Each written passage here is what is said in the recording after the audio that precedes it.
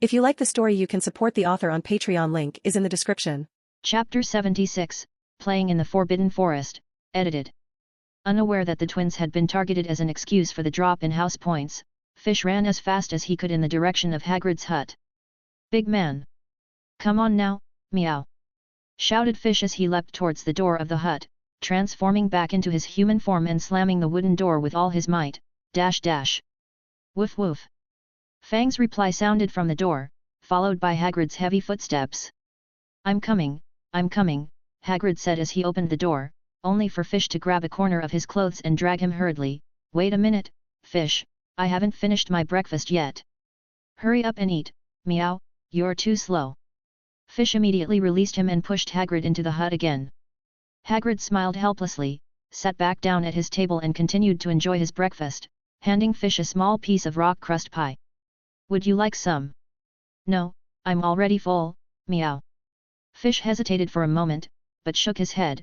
He actually liked Hagrid's rock cakes, they were good for grinding his teeth, but now he was more interested in going to the Forbidden Forest, so he put the food aside for now. Hagrid didn't press the issue, but picked up the cake again and popped it in his mouth and chewed it. Fish made no fuss, resting his hands and head on the table, staring at Hagrid as he ate, his big eyes flashing with anticipation. Omega. Next to him, Fang also mimicked Fish, resting his paws and head on the table. Hagrid felt uncomfortable with the cat and dog looking at him, and hurried to eat faster. "Come on, let's go."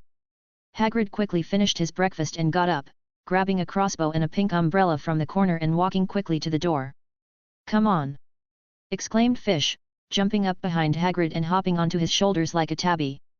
Fang quickly followed, circling Hagrid tirelessly. As Hagrid moved deeper into the forest, Fish, crouched on his shoulder, tilted his little head, chasing the pesky flying insects with his eyes, while his triangular ears swiveled in different directions, listening to the movements of the surroundings. Not long after Hagrid advanced, Fish heard the faint sound coming from the trees a short distance away. So he jumped off Hagrid's shoulder and, ignoring Hagrid's shouts, approached the tree where the noise was coming from. Meow! Fish, who climbed the tree, cocked his head to one side and looked at the strange creature in front of him, unsure if it was an animal or a plant. This little creature, which was not as big as he was, looked like a doll made of some twigs, but it could move freely and had brown eyes on the branches that represented its heads. Above all, the little creature made a strange sound, which Fish could not understand, but which the Druid skill could understand. This creature, animal or plant, was friendly. "It's a bowtruckle, a protector of trees, a magical creature with a gentle and somewhat shy nature." Hagrid, under the tree, raised his head and presented it to Fish. Meow! Sensing the joy coming from the other creature, Fish gave it a lick and then rubbed its head against the other creature's body, emitting a friendly purr from its throat. After a quick exchange of words, the bowtruckle pulled a wood louse out of its hole and brought it to Fish.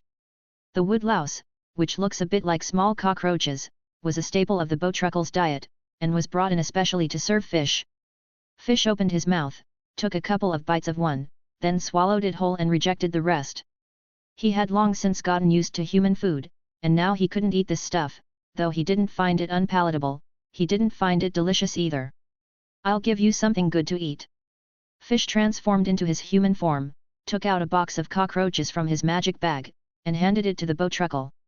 The bowtruckle was first frightened by Fish's transformation and hid in a hole in the tree, but only after confirming that Fish, the human, was Fish, the cat, did he come back out and take a of cockroach cones from him. However, after sniffing the cockroach cone, he handed it back to Fish with a look of disgust. The sweetness was too much for the bowtruckle. "He can't even eat candy, too bad, meow." Fish didn't press him, he just sighed, then popped the pile of roach in his mouth and chewed it. "I'm leaving now, meow." Phi Omega Phi. Realizing he had nothing in common with the other, Fish waved at the bowtruckle, then changed back into a tabby cat and jumped into a nearby tree.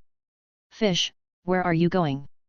Hagrid, who had been happily observing the communication between Fish and the bowtruckle, was startled and ran after Fish.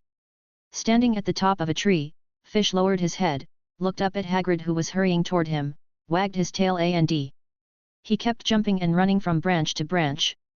"Wait! Fish! Don't run away!" shouted Hagrid. Meow! Equals. But the more Hagrid shouted from below, the more cheerful Fish was as he ran. Fang, who understood what Fish was saying, also ran happily, chasing Fish with Hagrid, wagging his tail and sticking out his long tongue happily. Dogs like chase games much better than cats. Woof. Meow. Stop. Stop running. After a mad dash, an exhausted Hagrid leaned against a large tree, panting heavily. No. I can't run anymore. Leaning against the tree trunk and sliding to the ground, Hagrid had no more strength to chase the little fish. He squinted and looked up, only to see Fish, who had wandered off much earlier, poking his head through the dense foliage and staring at him. Phi Omega Phi equals. Hagrid, who thought Fish would finally return obediently, braced his hands on the ground and was about to stand up, when Fish turned his head behind the leaves and fled again. Hagrid sat back down, wondering in his mind how to explain to Professor McGonagall when he returned. I'm sorry, Professor McGonagall, I lost Fish by accident. If I tell his that, I'll probably have Professor McGonagall tear me to pieces. The taller Hagrid winced and shook his head to shake off the unfortunate thought. Whoa! Whoa! While Hagrid's face was troubled, Fang suddenly barked at a tree, then rested his two front paws on the trunk and wagged his tail frantically. Following Fang's gaze, Hagrid saw that familiar cat face again. Phi Omega Phi equals. After a few moments of staring at Fish, Hagrid made a motion to get up, but Fish turned his head and ran off, and when Hagrid looked away and looked up again after a while, he soon found Fish in a tree. Phi Omega Phi equals. Hagrid, who had finally realized what Fish was playing at, didn't know whether to cry or laugh. Chapter 77, Problems, edited. After realizing that Fish wasn't going very far and was just playing around, Hagrid relaxed and leaned against a tree trunk, quietly regaining his strength. At the same time, he had time to observe his surroundings. This isn't going to be easy to explain to Professor McGonagall. After confirming his location, Hagrid sighed bitterly. He had promised Professor McGonagall that he would only take Fish through the outskirts of the Forbidden Forest, but with that chase they had unintentionally wandered into the depths of the Forbidden Forest. The animals in this place were not as tame as the Bowtruckle, they were all very individualistic, some of them even resembling werewolves at the full moon, attacking mindlessly no matter who it was, and Fish's affinity with those mindless creatures was probably not good enough. So, either at Professor McGonagall's request or for Fish's safety, Hagrid was going to take Fish away from here. Fish, there's nothing funny going on here, so let's get over there. Hagrid picked himself off the ground after a brief rest to regain some strength and waved to the dense forest above. The only sound he could hear was the rustle of leaves in the wind, but there was no sign of Fish at all. Fish! Hagrid called twice more, and when Fish still didn't come out, he shrugged and turned his head to leave, shouting loudly, "Well, I'll go play with the snitch myself, Fang, come on." At Hagrid's shout, Fog hesitated for a moment, but followed him to the outskirts of the Forbidden Forest, and walked about 500 or 600 yards before Hagrid started muttering again. "Oops, forgot my umbrella," Hagrid said as he turned his head back as he quickly scanned the nearby trees, looking for Fish. Unfortunately, Fish was nowhere to be found. Hagrid's indifferent expression froze and, not bothering to go back for his umbrella, he turned his massive head in search of Fish. When he realized that Fish was really gone, he was immediately a bit overwhelmed. "Fish? Fish! Don't make a fuss, okay? If you don't come out, I'm going to complain to Professor McGonagall." After yelling for a while, Hagrid forced himself to calm down and looked to Fang for help. "Come on, Fang. Smell where Fish is." "Whoa!" Fang obediently lifted his head, sniffed upward sharply in search of Fish's scent, confirmed his direction, barked at Hagrid, and then ran forward a few hundred yards before dropping back down and starting to turn in circles. Hagrid knew at first glance that this was the reaction of a tooth that had missed its target, and he blanched. This is a problem. Fish had indeed been playing hide-and-seek with Hagrid at first, but, in any case, he had promised Minerva that he would not stray too far from Hagrid. At times, Fish was very good and obedient. But when Hagrid sat down under the tree to regain his strength, Fish got bored and looked around the tree, looking for something else to do. Then Fish saw a bird in the distance that looked a little like a duck, with a round body. The bird had grey-blue feathers and the back half of the bill was similar to a duck's, but the tip was hooked and the coloring was completely different from the back half, which made it look a little strange. The point was that the bird, like the house elves and the mean old man, had appeared very abruptly in the distant grass. Fish watched as the strange-looking bird appeared out of nowhere in the empty grass. So Fish's attention was immediately drawn to the strange bird, Omega, equals. As for Minerva's advice, he had already forgotten it. Fish quickly climbed down from the tree, carefully lowered his body and then slowly approached the strange bird on the ground. Scent elimination concealment feather step.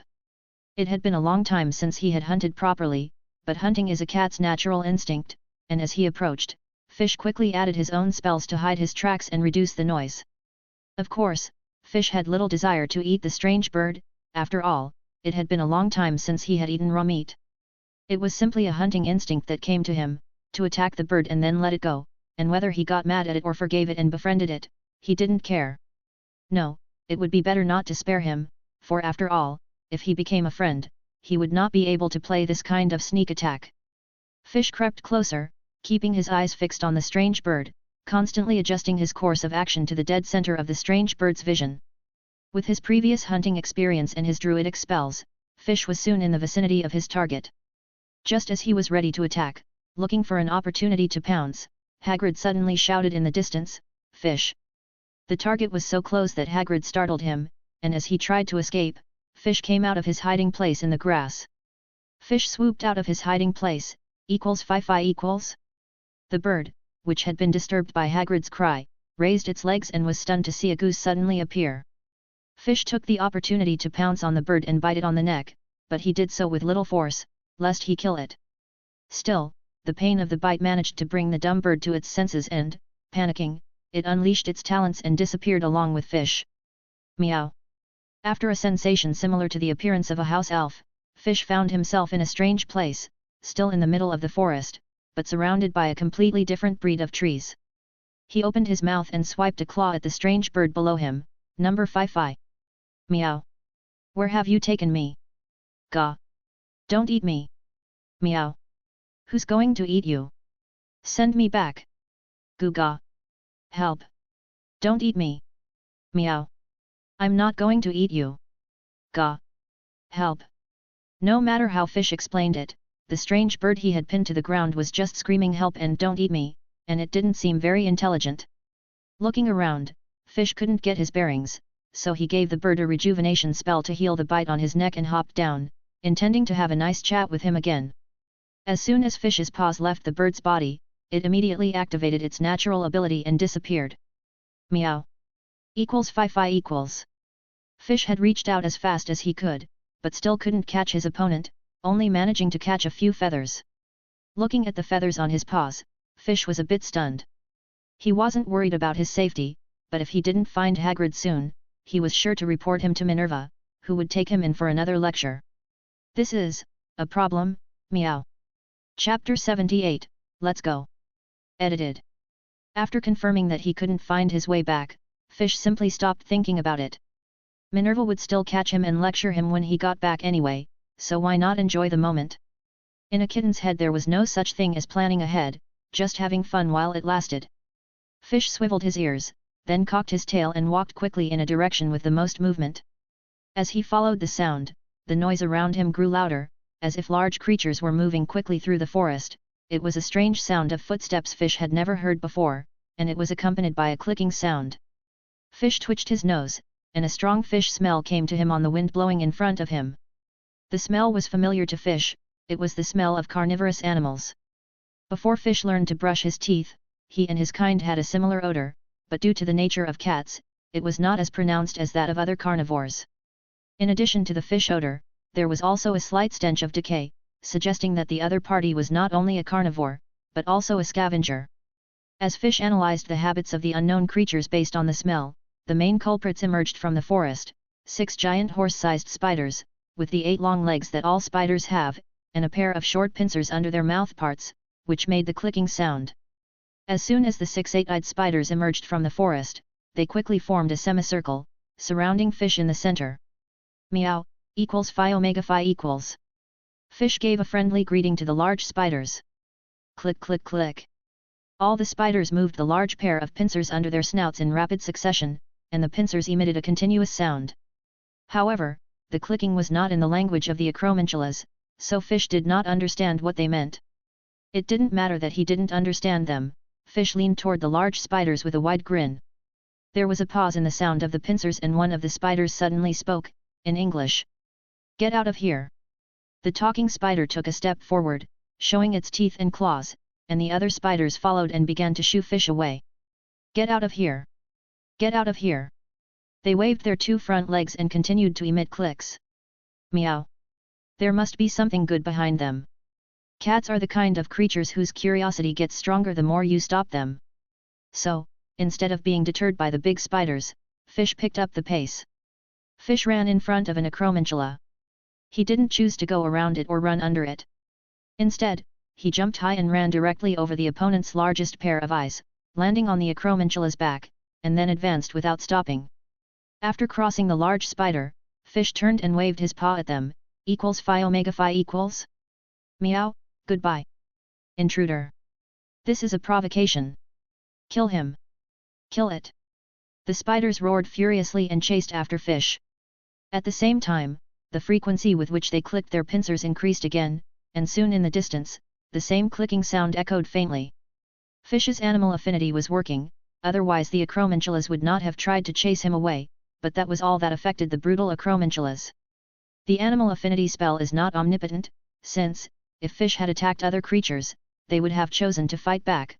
The spell would only increase Fish's initial affinity on strange creatures, and the more emotional the creature, the more it would be affected. Cold-blooded predators, such as acrominchulas, which even eat the carcass of their own kind when it dies, are not affected by a simple animal affinity spell. Therefore, when Fish offended them, the acrominchulas showed no mercy. As the acrominchulas screamed and thrashed their pincers, more and more of them came from all directions, the incessant snapping sound causing Fish, a lawless little guy, to feel a little tingling in his scalp. Meow. Equals phi phi equals. Finally, sensing that something was wrong, Fish stopped moving forward. The sound of footsteps and clicking in front of him told him that there were a lot of spiders, and although he was confident in his own fighting ability, it seemed to him that he could only fight 5 or 6 of them at most, not that he couldn't fight more, but it wasn't very profitable. Obviously there were more than 5 or 6 spiders here, but from the looks of it, there were hundreds. Hundreds of spiders, they would quickly wear Fish out. A cat's curiosity has a limit, so Fish turned and ran, and as before, jumped on the head of one of the first 6 spiders. The spiders became even more furious, and not only chased Fish, but also spat occasional jets of venom that landed on nearby plants and soil, instantly corroding a large hole. Meow. Fish's fur bristled at the sight, and his forepaws moved even faster. But the enraged acrominchulas were unwilling to let the innocent kitten go and chased after it, causing such a commotion that the other animals in the area scattered and fled. Meow meow meow meow. Equals. As he fled, Fish turned his head and cursed at the spiders, most of which he had learned from the Tin Man named Sir Cadogan in the knight's portrait, many of which he didn't know exactly what they meant, but he knew it wasn't enough. And the acrominchulas apparently understood Sir Cadogan's swear words, because they seemed to get even angrier. So Fish kept meowing and cursing as he ran quickly through the forbidden forest. He had already offended him anyway, so naturally he had to curse. And so, with a pack of acrominchulas behind him, Fish cursed and made his way through the forbidden forest, alerting all the forest creatures.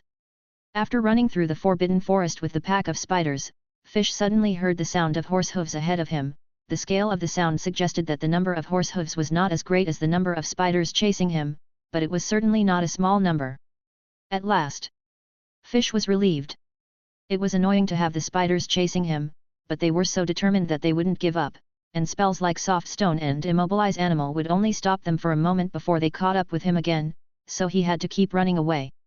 But Fish wasn't just running away, he was guiding the spiders with the intention of luring them into the territory of other animals in the forbidden forest. Both cats and other animals fight with their own kind or other animals for territory, and Fish didn't think there were any exceptions in the forbidden forest. So that's what happened. Before Fish could see the hoofed creatures daring to fight the 8-eyed spiders, a dozen arrows flew out of the forest, stabbing the spiders behind Fish. The wounded spiders let out a loud cry and stopped dead in their tracks. Go back to your lair. A group of half-human, half-horse creatures with bows and arrows emerged from the forest ahead, shouting at the acrominchulas as they stretched their bows and aimed their arrows at them. The acromantulas hesitated for a moment and then slowly retreated as they snapped their pincers. Meow. It was the first time Fish had encountered a half-human, half-animal creature, and he ran excitedly toward the centaurs, circling around them curiously. It's a pleasure to meet you. The leader of the centaurs slung the longbow over his back and bowed slightly, looking at Fish with a nod and a smile. The other centaurs followed suit and said in unison, Son of Nature. Chapter 79, Son of Nature, edited. Meow. Fish cocked his head to the side and looked at the centaurs with a confused look on his cat form. What nonsense were these guys talking about? He understood the word Son of Nature, but not the meaning, but literally, should it also be Son of a Cat or Son of Minerva, right? Why is it Son of Nature? Is there a creature by that name? Meow, meow, meow, my name is not Son of Nature, it's Fish. Thinking he might be mistaken for another creature, Fish explained. But the centaurs didn't seem to understand Fish's meow, and merely said, The Forbidden Forest is still too dangerous for you now, Son of Nature, so let us escort you out.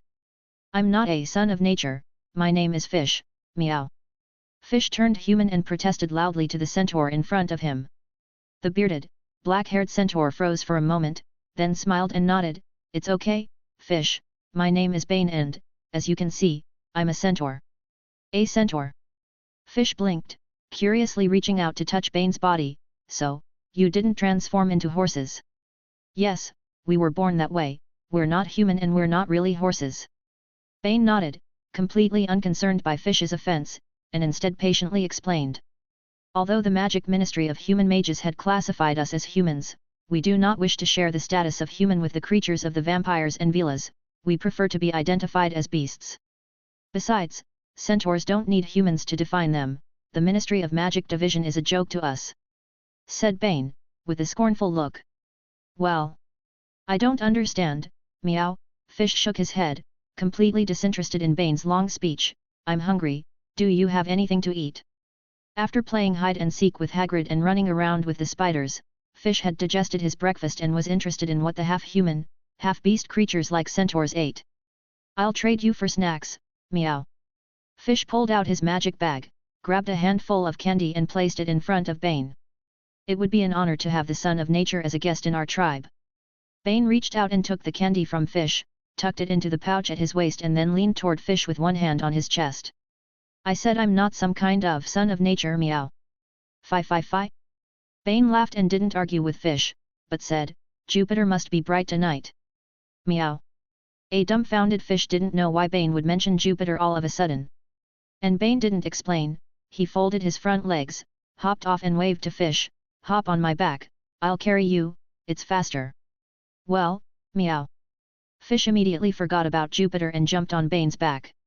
Just as he sat firmly on Bane's back, other centaurs approached. A centaur with reddish-brown hair nodded slightly to Fish and introduced himself, Hello, Nature. Oh no, Fish, I'm Raran. Hello, meow. Fish responded politely.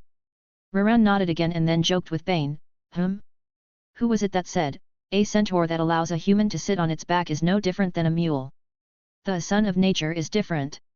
Can the Son of Nature be considered an ordinary human being? Bane blushed and replied loudly. The other centaurs burst out laughing at his argument. In addition to mocking the proud Bane, the centaurs also thought carefully, that is, in case Bane could not maintain his pride, he would not be able to bear the burden. Then they can volunteer to carry Fish. But, unfortunately, this little trick did not make Bane do anything foolish. After refuting a few words, he stopped talking and began to hurry. As for Fish, he didn't bother to correct him about the Son of Nature, or even explain that the centaurs had mistaken him for a human, since those half-humans wouldn't pay any attention to him anyway, so he just ignored them. Fish, who had ignored the centaur's conversation, turned his little head curiously, reaching out from time to time to fiddle with the longbow Bane carried, and even turned around, mounting Bane upside down, and pulling his tail. The centaurs were fast, even at normal walking speed, they soon reached their tribe's location. Primitive, meow. Fish got off Bane's back, observing the rudimentary houses and the campfire with the stone pots, and instantly remembered what he had seen on TV about primitive peoples. Although he didn't quite understand what kind of human being a primitive was, in Fish's opinion, it was probably something like the difference between a wild cat and a domestic cat.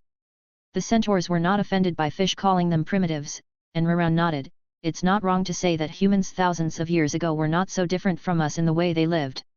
Our way of life is a bit more modest, but the food is very good, Bane added, as if he feared Fish would dislike it. We are very good at finding good food in the forests, and good spices, and from time to time we trade the spices we gather with the humans for some provisions. Actually, Bane's fears were unwarranted. Fish had been influenced by being a druid and was not averse to living close to nature, and before being adopted by Professor McGonagall, he had lived in much more modest accommodations than the centaurs. So he didn't even pay attention to what Bane was saying, but crouched by the fire, staring at the stone pot in which the food was simmering. Here. The centaur in charge of the soup poured a bowl of aromatic soup and handed it to Fish. Thank you, meow. Fish happily took the bowl, carefully put it in his mouth and blew vigorously. Cats' tongues are very sensitive, but they can't eat things that are too hot. Are you the son of nature? I'm Palomino, nice to meet you. My name is Mills, and you have such a nice scent, no wonder the stars say you're a son of nature. And me? My name is Brandvarden. As Fish puffed his delicious soup, some of the younger centaurs approached curiously and gathered around Fish to chat. Greetings, said Fish, setting down the bowl and sticking out his slightly scalded tongue, but I'm not son of nature, my name is Fish, Fish McGonagall. But, my father told me last night that, according to the astrological signs, the son of nature would be visiting our tribe today. Yes. Yes. Uncle Ferenza told me the same thing, so everyone got out the precious spices and made the soup. The young centaurs had not yet acquired the habit of half-speaking, characteristic of fortune-tellers, and they explained the results of the adult centaurs' divinations, one after the other. I don't know any astrologers, meow. My name is Fish, not Nature's Child. Call me Nature's Child again and I'll get mad. Fish protested angrily, then ignored the ponies and, after casting a rejuvenating spell on his little tongue, picked up his bowl of soup and proceeded to carefully taste the soup the centaurs had prepared. Chapter 80, Catboy, edited. After enduring the heat and drinking a bowl of thick soup from the centaur tribe, Fish cast a rejuvenating spell on his tongue. The thick soup, made from a mixture of wild meat and vegetables, was aromatic, appetizing and flavorful, thanks to a variety of fine spices. The only drawback was that it was too hot. Fish wanted to gulp it down eagerly, but the reality was that he could only take small sips. Even so, his little tongue was still burning. Want another bowl? The centaur stirred the pot with a wooden spoon, and the aroma spread quickly as he did so. Glub. Fish swallowed hard, then turned his head with all his willpower. No more for now, meow. This soup is too hot, I'll drink it later when it's cold. With that, Fish quickly fled, otherwise he would not have been able to hold on under the temptation of the strong aroma. After running away, Fish was soon playing with the ponies, and although there was a disagreement earlier, as long as they stopped calling him son of nature, Fish would no longer be angry. To the ponies, Fish's son of nature identity was not as important as the snacks he later brought out. The centaurs had no concept of snacks in their simple life, they just picked fruit to eat, so when Fish pulled out his magic bag and shared his collection of snacks with the ponies, he became even more popular than he already was. Fish, can you only switch between cat and human form? Asked Brandvarden curiously after Fish demonstrated his transformation, pointing to his lower body and saying, can you turn into something like us, half human, half cat? Like you, meow. Fish cocked his head to one side, thoughtfully, then raised a hand, and 5 long, sharp claws emerged from his fingertips. Is that so, meow? Well, it feels, well, different. Mills reached out, gingerly touched Fish's sharp claws and, after a moment's hesitation, said, cats don't have claws like that. Meow. Omega? Fish looked down at his paws, thoughtfully. It's like that haha. So Fish tried to keep as many of his feline traits as possible when he transformed into a human, and he was confident it would work because Fish still retained his cat eyes in whatever form he took, so it shouldn't be hard to keep more of them. With this confidence, Fish began to alternate between his human and feline forms, as the onlooking ponies cheered Fish on. Come on, Fish! You can do it! Become a cat man! Even the adult centaurs, like Bane, were drawn to the sound, watching Fish transform. After all the commotion, Fish had awakened a spell that allowed him to become half-human. Nature's appearance, adjust the amount of changes you can make to your various forms. Then, in front of a crowd of centaurs, fish in human form grew cat ears, a cat tail, cat whiskers, cat claws, and beautiful black and white striped fur, becoming a large standing cat with tiger spots. The only drawback was that in this form fish had lost a lot, growing to only about 40 centimeters, about the height of a house elf and Professor Flitwick. Meow, why did I get smaller? Fish in the form of a cat man approached a pony and compared his height, not feeling very happy about it, and in this form, his clothes had turned to fur and he couldn't get out his magic bag and wand. However, there was a surprise, for in his semi-human form fish could speak human words, though he didn't care much for it. So fish began to adjust the extent of his transformation again, his beautiful fur faded back to human clothing, his height lengthened to that of his human form, his cat claws reverted back to human hands more suited to grasping things, and finally he retained only the cat pupils he had had from the beginning, the cat ears that protruded from his head, and the cat tail that was hidden under his tunic and wagged from time to time. Meow. Catman form. Fish was happy with his new form, his cat ears allowed him to hear more sounds, and his cat tail, although it has affected his balance, was enough to feel good, otherwise he would have felt like he was missing something on his butt. He could have kept the cat mouth and nose, but the cat mouth was inconvenient, and with a smelly guy in school, keeping a more sensitive nose would have been a pain in the ass, and Fish wasn't that stupid. Oh. For some reason, the surrounding centaurs clapped loudly at the sight of Fish in his catman form, apparently excited. Meow. Omega? Fish cocked his head to one side and looked at the suddenly agitated centaurs with a confused look on his face as his cat ears on his head twitched. Oh. Then they seemed more excited. Inexplicable, meow. There was something wrong with the centaurs' brains. Unconcerned about the apparently sick centaurs, Fish ran back to the fire, picked up a bowl of soup that had cooled considerably, and gulped it down. And the madness of the centaurs continued, and they began to dance around the fire, and there were outbursts of shouts and cries that they did not know whether it was music or screams. Although the noise of the centaurs was a bit annoying for Fish, he could bear the slight discomfort due to the food. After some unintelligible celebrations, the centaurs quieted down, and one by one made their way to the fire, where they drank soup while a wild boar, freshly hunted in the morning, was slowly roasted with a generous sprinkling of spices. Meow. Fish, who wanted to continue drinking his soup, immediately put down his bowl and stared at the little boar over the fire, his pupils dilated and his tail, which had come out of his wizard's robe, wagging restlessly from side to side. As the flames licked it, the boar's skin browned, and a great deal of fat oozed from within it, dripping into the fire and making it burn even more intensely. Sniffing the scent in the air, Fish sniffed the saliva from the corners of his mouth again. Almost done, smiled the centaur in charge of roasting the boar, stroking the cat ears on Fish's head. You can have some more soup. No, meow. I want to fill my stomach with meat. The determined Fish declined the offer. A little later, the boar was finally roasted, and just as the Fish endured the heat and ate the meat, a loud noise was heard from outside. Firenze. Ronan.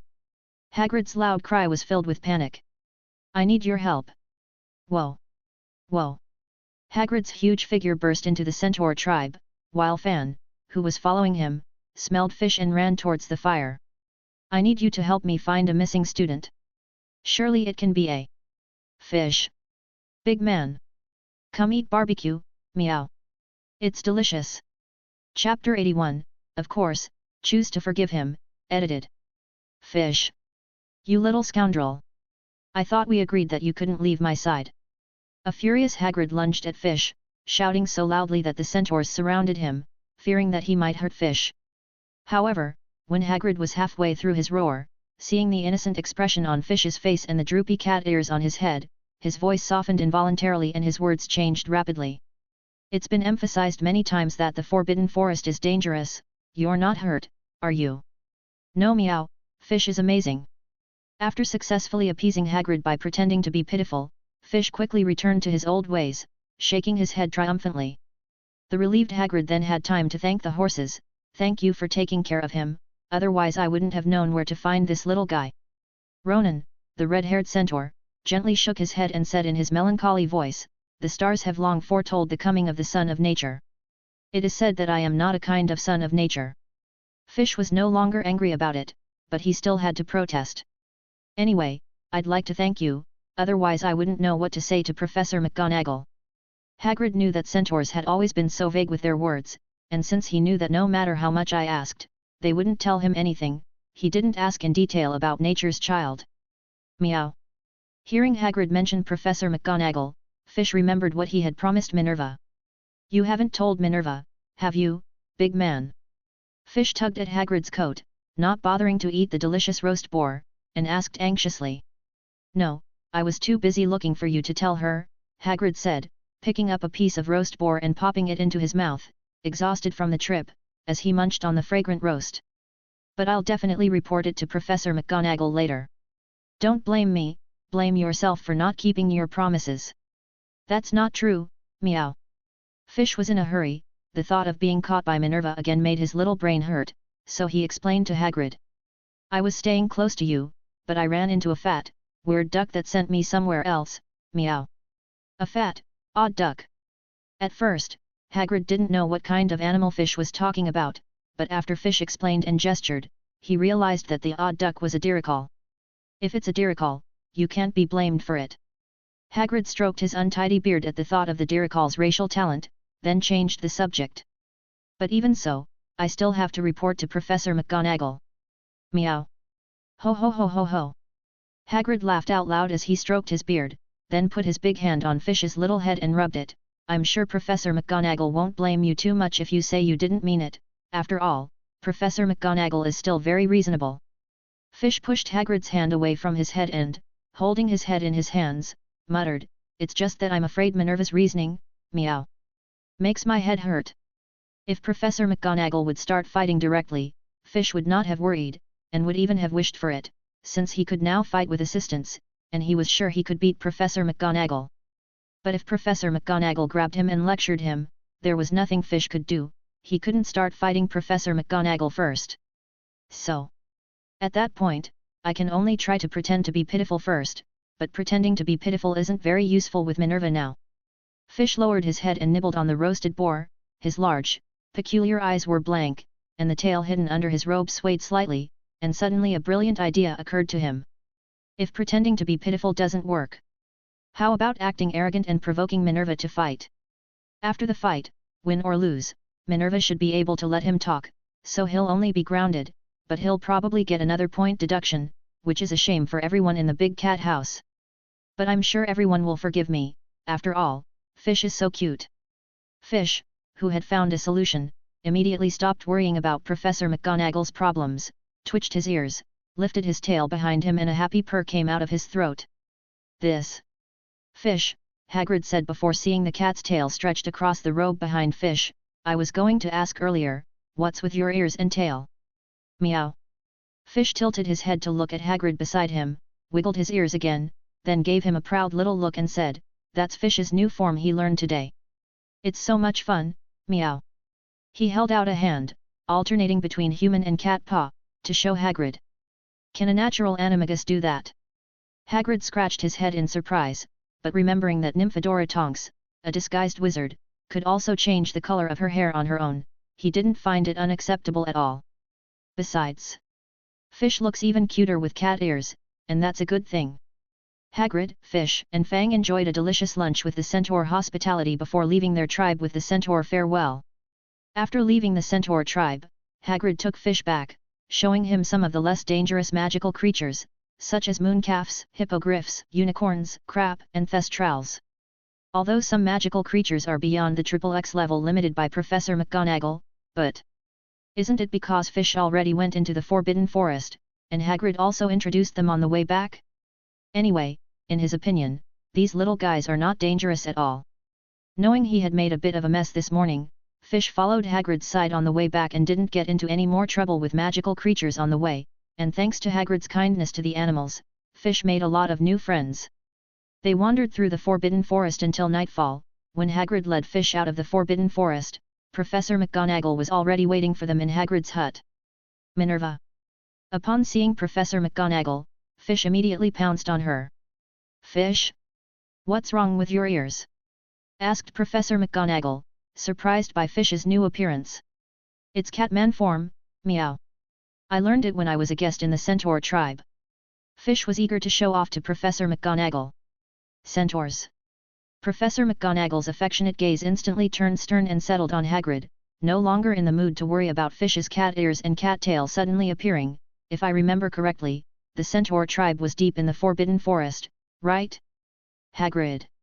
Shit, meow. Fish blinked, accidentally revealing himself before the big man could say anything, though Fish had already thought of a way to deal with the situation, but it would have been better if he could have gotten away with it. At that moment he suddenly remembered a storybook he had read earlier, in which the protagonist, having done something wrong, had admitted it and been forgiven. So Fish decided to follow his example and took the blame. Minerva, it's not Hagrid's fault, Fish said, tugging at Professor McGonagall's robe, dilating his pupils, lowering his ears and giving a pitiful look. I saw a fat, weird duck, got curious and pounced on it, and then it took me somewhere else, meow. The big man said it was a diricall. Pretending to be pitiful and taking the initiative to admit mistakes and cat ears. Even the stern Professor McGonagall couldn't handle him. Her expression suddenly softened, she bent down and hugged Fish, pretending to be angry and pinching his nose, and then she couldn't resist pinching the cat's ears, and said in a soft voice, "Don't ever do that again." Yes, meow. If it wasn't for that fat bird, he would have been following the big man around all the time, meow. If you don't believe me, just ask the big man. Fish can be good, meow. Omega, v. Fish, who had managed to get by, rubbed his head against Professor McGonagall's cheek and secretly gestured towards Hagrid. Hagrid, who was still fidgeting moments before. Comment. 1 comment. Vote. Chapter 82, Chapter 82, Cat's Ears, That's Justice, edited. Then, Hagrid, I'll take Fish first. Professor McGonagall didn't see Fish's small movements, stood up and walked towards the Hogwarts castle holding Fish's little hand. Bye, big guy, I'll play with you again tomorrow. See you tomorrow, Fish. Relieved that Professor McGonagall didn't scold him, Hagrid said a cheerful goodbye to Fish. By the way, Fish, you still haven't told me how you got that way. On the way back, Professor McGonagall had time to ask Fish more about his condition. But Fish was too ignorant about Druidic spells to tell the truth, and merely described the situation to Professor McGonagall. Then I tried it a few times, and I was able to turn into a catman, like a centaur. Fish raised his hands in triumph, tail held high behind him. Is that so? Fish is really good. After hearing Fish's description, Professor McGonagall smiled and stroked his head, squeezing Fish's cat ears again. Like Hagrid, she thought it was probably a natural animagus ability. After all, Fish had already shown many special characteristics, so one more wouldn't hurt. Minerva, Minerva, Fish looked at Professor McGonagall, you must be able to turn into a catman too, right? Omega. Noting Fish's expectant look, Professor McGonagall felt slightly distressed. A normal animagus could not transform into a half-human, half-animal form like Fish, and since the animagus spell was inherently dangerous, no wizard would attempt such a transformation just to grow cat ears. In Professor McGonagall's opinion, Fish's success could only be attributed to the young man's extraordinary talent and ignorance. But that didn't mean Professor McGonagall didn't have other options. Who is she? Minerva McGonagall, Professor of Transfiguration at Hogwarts, who had won the award for Most Promising Novice in Contemporary Transfiguration when she was still a student at Hogwarts, and for whom simple cat ears were no problem. Of course. Professor McGonagall smiled and nodded to Fish, then removed the pointy hat from her head, pulled out her wand, and tapped each side of her head gently. A pair of cat ears, much like Fish's, appeared on Professor McGonagall's head and twitched from time to time. Oh! Minerva has turned into a catman too. Omega. Fish was overjoyed, not noticing the difference. In fact, Professor McGonagall had only turned 2 small tufts of his hair into a pair of cat ears. And the tail? Fish looked behind Professor McGonagall. The tail is unnecessary. Professor McGonagall's mouth twitched slightly and she said casually, I don't much like the feeling of my tail being pressed against my robe. Meow? Really? Fish's tail wagged nonchalantly, unaffected by the robe he was wearing. But it didn't bother Professor McGonagall, it was enough for her to know that Minerva was also a catman, anyway, A&D. His attention now turned to his own tail. Meow. Fish reached out to grab the tip of the tail in front of him as he unconsciously controlled it to avoid his hand, and after avoiding it, the tail swung and appeared in front of Fish. Meow. Having failed several times in a row to catch its tail, Fish's hunting instincts kicked in again. Meow. Ha ha ha ha ha ha ha. Fish chased its tail, circling around on the spot. Stop playing, said Professor McGonagall, stopping Fish. It's almost time for dinner, aren't you hungry? Yes, I am. At the mention of dinner, Fish stopped immediately. When he was hungry, food was more important. Then Fish grabbed Professor McGonagall's hand and pulled her towards the castle. There's no need to rush, there's plenty of food at school. Professor McGonagall was dragged by Fish, quickening her pace. After picking up the pace, Professor McGonagall and Fish were soon back in the castle, and the eager kitten continued to drag Professor McGonagall all the way to the Great Hall. Dinner had already begun at Hogwarts. The long tables of the 4 houses and the professor's table had been filled, and house elves were bringing a plethora of fragrant foods to the tables. When both wizards entered the Great Hall with cat ears, they caught everyone's attention. To be precise, it was Fish who caught everyone's attention. Yes. It's Fish. After a brief moment of silence, the shout of a Ravenclaw which brought the entire hall to a boil. Are those cat ears? How cute! I can't do it. Ha ha ha ha. Fish, ha ha, sucky. The bonus of cat ears with animal affinity was terrifying, and there were several little witches who simply couldn't contain their inner urges at that moment and screamed as they rushed towards Fish. Meow. A breath of fresh air rushed down Fish's spine, causing the hairs on his tail to bristle, making his tail look like a big brush. Startled, Fish ducked behind Professor McGonagall, cautiously poking half his head out and nervously watching the little witches who had suddenly gone crazy. Fi. What are you guys doing? Get back to your seats. Professor McGonagall could understand their emotions, but as Fish's tutor, she couldn't watch her little kitten be overwhelmed by a group of frantic witches. As Vice Principal of Hogwarts, Dean of Gryffindor, and Professor of Transfiguration, Professor McGonagall had a formidable presence, and under her stern gaze and scolding, the little witches who had been overwhelmed by Fish's cat ears calmed down and returned to their seats. After a quick glance around the room, Professor McGonagall noticed that the witches had been turned back, but were still staring dangerously at Fish, so she thought for a moment and dragged him toward the teacher's table. That way, the students couldn't bother Fish. Well, it's definitely not like Professor McGonagall wants to pet Fish. Nice ears, Minerva. When Professor McGonagall sat down with Fish at the teacher's table, Dumbledore smiled and lifted the pumpkin juice in his hand. And of course, Fish has lovely ears, too. And a tail. Sprout saw the long tail wagging behind Fish and couldn't resist giving it a flick. It's a catman shape, I learned it from the centaurs. As he ate the food on the table, Fish was cheerfully showing off to the teachers around him, and then took a piece of sausage and held it up in front of Professor McGonagall. Minerva, this is good. That's a good boy. Professor McGonagall smiled and removed the sausage, then stroked Fish's head, and gave his ears a little squeeze. Meow. Fish wiggled his ear, looked at Professor McGonagall suspiciously, and went back to eating with his head down. Shortly thereafter, he felt Minerva's hand on her head again.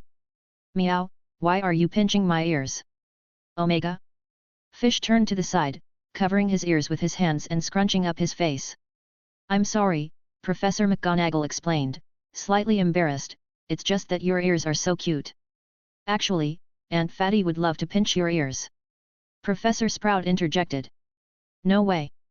Fish continued, covering his ears with his hands, frowning and shouting, Minerva, you have ears too, don't pinch me again. Fine, I won't pinch them, you can keep eating. Professor McGonagall had to stop playing with Fish's cat ears when she saw Fish's resistance. Oh! Professor McGonagall is so mean. She won't let us near Fish, but she's having fun. Mother and son McGonagall played with each other upstairs, while the young witches downstairs shed tears of envy, and even Hermione Granger, Professor McGonagall's biggest fan, felt a little resentful of her idol.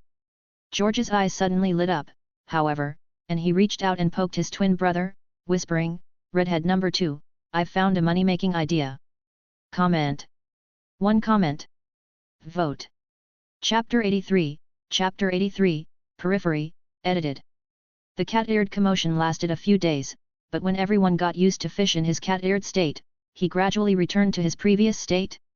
There had been an increase in the frequency with which people, especially girls, fed Fish, and when he is wandering around Hogwarts, there are a bit more onlookers, and their eyes are always on Fish's head. However, this is not a big problem for Fish. Anyway, as long as he is unwilling, those people will not pinch his ears, and with Fish's reaction speed, it is impossible for those little wizards to attack secretly successfully.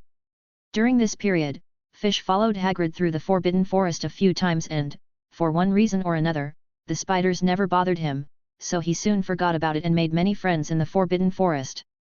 On the other hand, Professor Quirrell and Voldemort had not yet acted against Fish, not because Hagrid was with him, but because they were busy trying to figure out what the level was after the troll and how to get past the three-headed dog, Fluffy. The subject of Fish's revenge is in no hurry at the moment, and it would be bad if it caught Dumbledore's attention. Judging by the popularity of that damn kid at Hogwarts, if anything happened to him, Dumbledore would never let it go. But because of this, Voldemort had become increasingly interested in getting revenge on Fish, and the idea of killing a young wizard to get back at Dumbledore was profitable if anything. So, when I find a way to take the Philosopher's Stone, I will torture the brat, then kill him and hang his body in front of the Hogwarts gates. Voldemort, who had suffered greatly at Fish's hands, thought viciously in his mind. The Weasley twins present to you, hair clips with cat ears. Choose from a variety of cat ears. Fish's cat ears, 3 sickle. Other styles of cat ears, 1 sickle only. Please contact the Weasley twins if you would like to purchase. Limited quantities. First come, first served. Just as the commotion caused by Fish's cat ears was coming to an end, an advertisement for a cat ear hairpin appeared on the notice board in the Gryffindor common room. This was the money-making idea George had talked about the other day, and he and Fred had gotten together whenever they could to work on this product that was destined to take Hogwarts by storm. With a lot of hard work, they finally got the cat-eared tweezers up and running before the buzz about them died down, and they've already made a batch. The Weasley twins had a knack for pranks, but they also had an eye for business, and the cat-eared hairpins they had created became an instant hit throughout Gryffindor House, and were spreading to the other 3 houses. Don't pile on! Don't pile on! One by one! That Ravenclaw over there, get in line! In the hallway, in front of the entrance to the Gryffindor common room, Fred was standing on top of a wooden box, shouting at students who wanted to buy cat ear hairpins. While George stood by the box with a huge bag, handing out cat ears in various shapes to customers, his good brother Ron and best friend Lee Jordan were on hand to help, one to collect and the other to keep order. 1 pair of orange cat ears and 1 pair of white cat ears, 2 sickle in all. 3 pairs of silver tabby cat tiger ears, 1 pair of black cat ears, 1 galleon for you and change for 7 sickle, please take them. It was the first time Ron had ever handled so much money, and even though he knew it wasn't his, he was still excited because his 2 brothers had promised to pay him 10 sickle for his services when the sale was over. Even though it was only 10 sickle, it was the largest allowance Ron had received since he was born. Get in line, don't rush. Ron would skillfully collect the money and help Lee Jordan keep order. As the most popular cat ears, although the twins were the top earners and the highest price setters, Fish's ears were the first to sell out, just as they had in the past few days. But George, who had already experienced the experience, immediately shouted, "The Fish model is sold out. If you need them, please approach Fred to reserve them." So half of the queue that had been in front of George moved toward Fred. Fred pulled out a book and began writing down the names of those who had reserved, while informing them loudly, "Please pay a deposit of 15 nut to redhead number 4 when you make your reservation. Thank you for your cooperation." As the twins' little business was in full swing, Fish stepped out of the hole in the wall behind the portrait of the fat lady, and slowly made his way through the crowd. He knew about the cat-eared hairpins that redheads 2 and 3 had created, but Fish didn't care. It wasn't like he didn't know about transfiguration or anything, and it was amusing to see everyone pretending to be a cat man. What really bothered him was that the cat ears looked a lot like Minerva's. They were very stiff when they moved and didn't follow the logic of cat ear movements. They didn't look like real ears. At the time Fish didn't care much, but now that he had seen so many fake cat ears, and remembered the cat ears on Minerva's head the other day, Fish's mind was plunged into doubt. Could it be that Minerva hadn't become a real cat person? A worried Fish ignored the young wizard's greetings on the way and headed for the kitchen. "Comey. I'm hungry, meow. The food will be here soon. Young Master Fish. Sit here for now." The house elves in the kitchen moved quickly to serve Fish plates of delicious food. As he ate, Fish immediately put aside his worries. The fact that Minerva was a catman was not as important as the food and fun. As the days passed, the twin cat ear hairpins were becoming unsaleable, as most students had already bought more than one pair, and Hogwarts was now full of students walking around the castle with a pair of cat ears on their heads. Those who didn't buy the cat ear hairpins were mostly the top students in the upper years, who were good enough to make their own props or simply use a transfiguration spell to make a pair of cat ears, so they didn't need to spend the money. But in the lower years, and among those who weren't as good at transfiguration, the Weasley twins' cat ear hairpins were basically standard issue, even for Hermione Granger, the know-it-all. Even the more accessible teachers, such as Professor Sprout, bought one to wear, while Professor Flitwick, unable to wear a cat's ear hairpin because of his baldness, made his own. Headmaster Dumbledore not only collected all the cat ear hairpins, but also gave the twins 10 points each for their creativity and skill. The twins cashed in on Fish's popularity and made a fortune, and have even started talking about developing more products, treating it as a business. Chapter 84, Lion's Friendship, edited. As the weather gradually became colder, the Hogwarts students donned thicker clothing, and the cat ear hairpins they wore on their heads seemed to have wilted a bit as a result of the temperature, coming down to rest on the heads of the little wizards. However, the little mages' heads also got a little warm effect because of this, which was a pleasant surprise. Due to the cold temperatures, Fish has been quieter than usual and now spends most of his free time in the Gryffindor common room, curled up in his cat form by the fireplace, comfortably enjoying the warmth of the flames. Even his evening excursions have been greatly reduced, with a quick trip to the kitchen, a late dinner with Fluffy on the 4th floor, or a quick trip to the room of requirement to play with the cat toys before scurrying back in front of the common room fireplace. This has led to the Gryffindor Lions spending a lot of time in the common room these days doing their homework, even Hermione and Percy, who have borrowed books from the library. The Gryffindor common room is now as full as the library was when the young wizards, especially near the fireplace, were fighting over it every day, and only after Percy, the Gryffindor prefect, stepped in and decided to have a random competition every day for a spot near the fireplace. The twins set up a large spinning wheel in the common room with a round of games voted on by all the Gryffindors. There were games like Exploding Snap, Magic Chess, and Gobstones, which were popular among wizards, as well as games from the Muggle world like Othello and Yenga. At first, Fish didn't care much for them, but when he heard Scarhead and the others shouting during the game, he became curious and quickly learned all the games on the big wheel. Although he didn't get addicted, sometimes Fish would join them and play a game of Explosive Snap or something. The others welcomed it and, in the process, had fun. Fish, it's time to get up. As usual, Harry woke them up early in the morning and gently woke Fish as well. Meow. Equals Phi Omega. Smiley face. Fish stretched his paws, rubbed his eyes and got out of the quilt. As the weather turned colder, the place where he slept at night also changed from the top of the bed to the quilt. Gently hopping off the bed, Fish rested both front paws on one leg of the bed, stretched, sharpened his paws on the wooden leg and then hopped back onto the bed, stepping on the pillows a couple of times before sitting down to begin his daily routine of paw licking and face rubbing.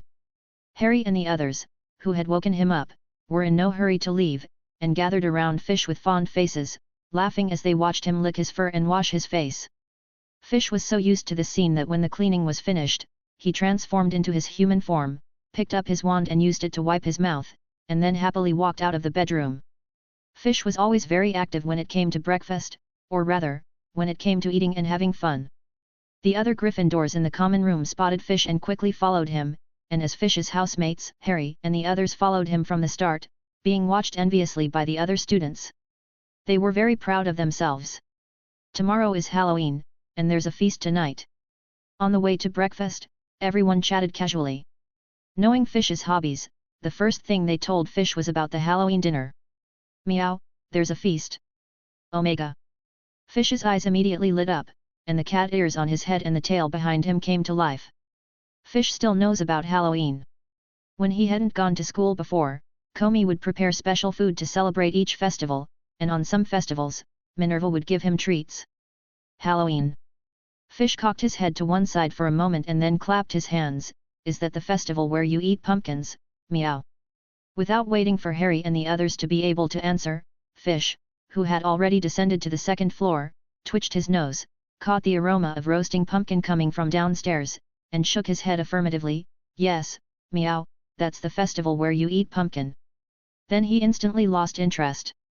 As far as Fish remembered, Halloween is a fun game where he can go door to door carrying a pumpkin head and asking for candy, but he was at Hogwarts now, and he couldn't go back to Hogsmeade to knock on neighbors' doors, or at best, teachers' offices and Hagrid's hut.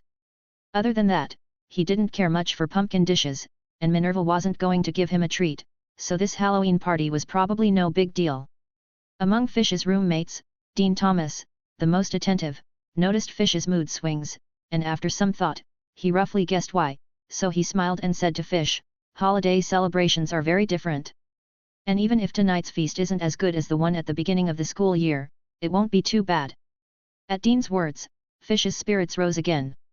There was nothing special about the breakfast, except that there was more roast pumpkin and pumpkin soup, but that meant nothing to Fish, a carnivore, who preferred roast beef and seafood chowder. In the morning it was Professor Flitwick's spells class, who taught a spell that makes objects fly or levitate that Fish had already learned, so he hid in his desk drawer, as usual, and slept soundly.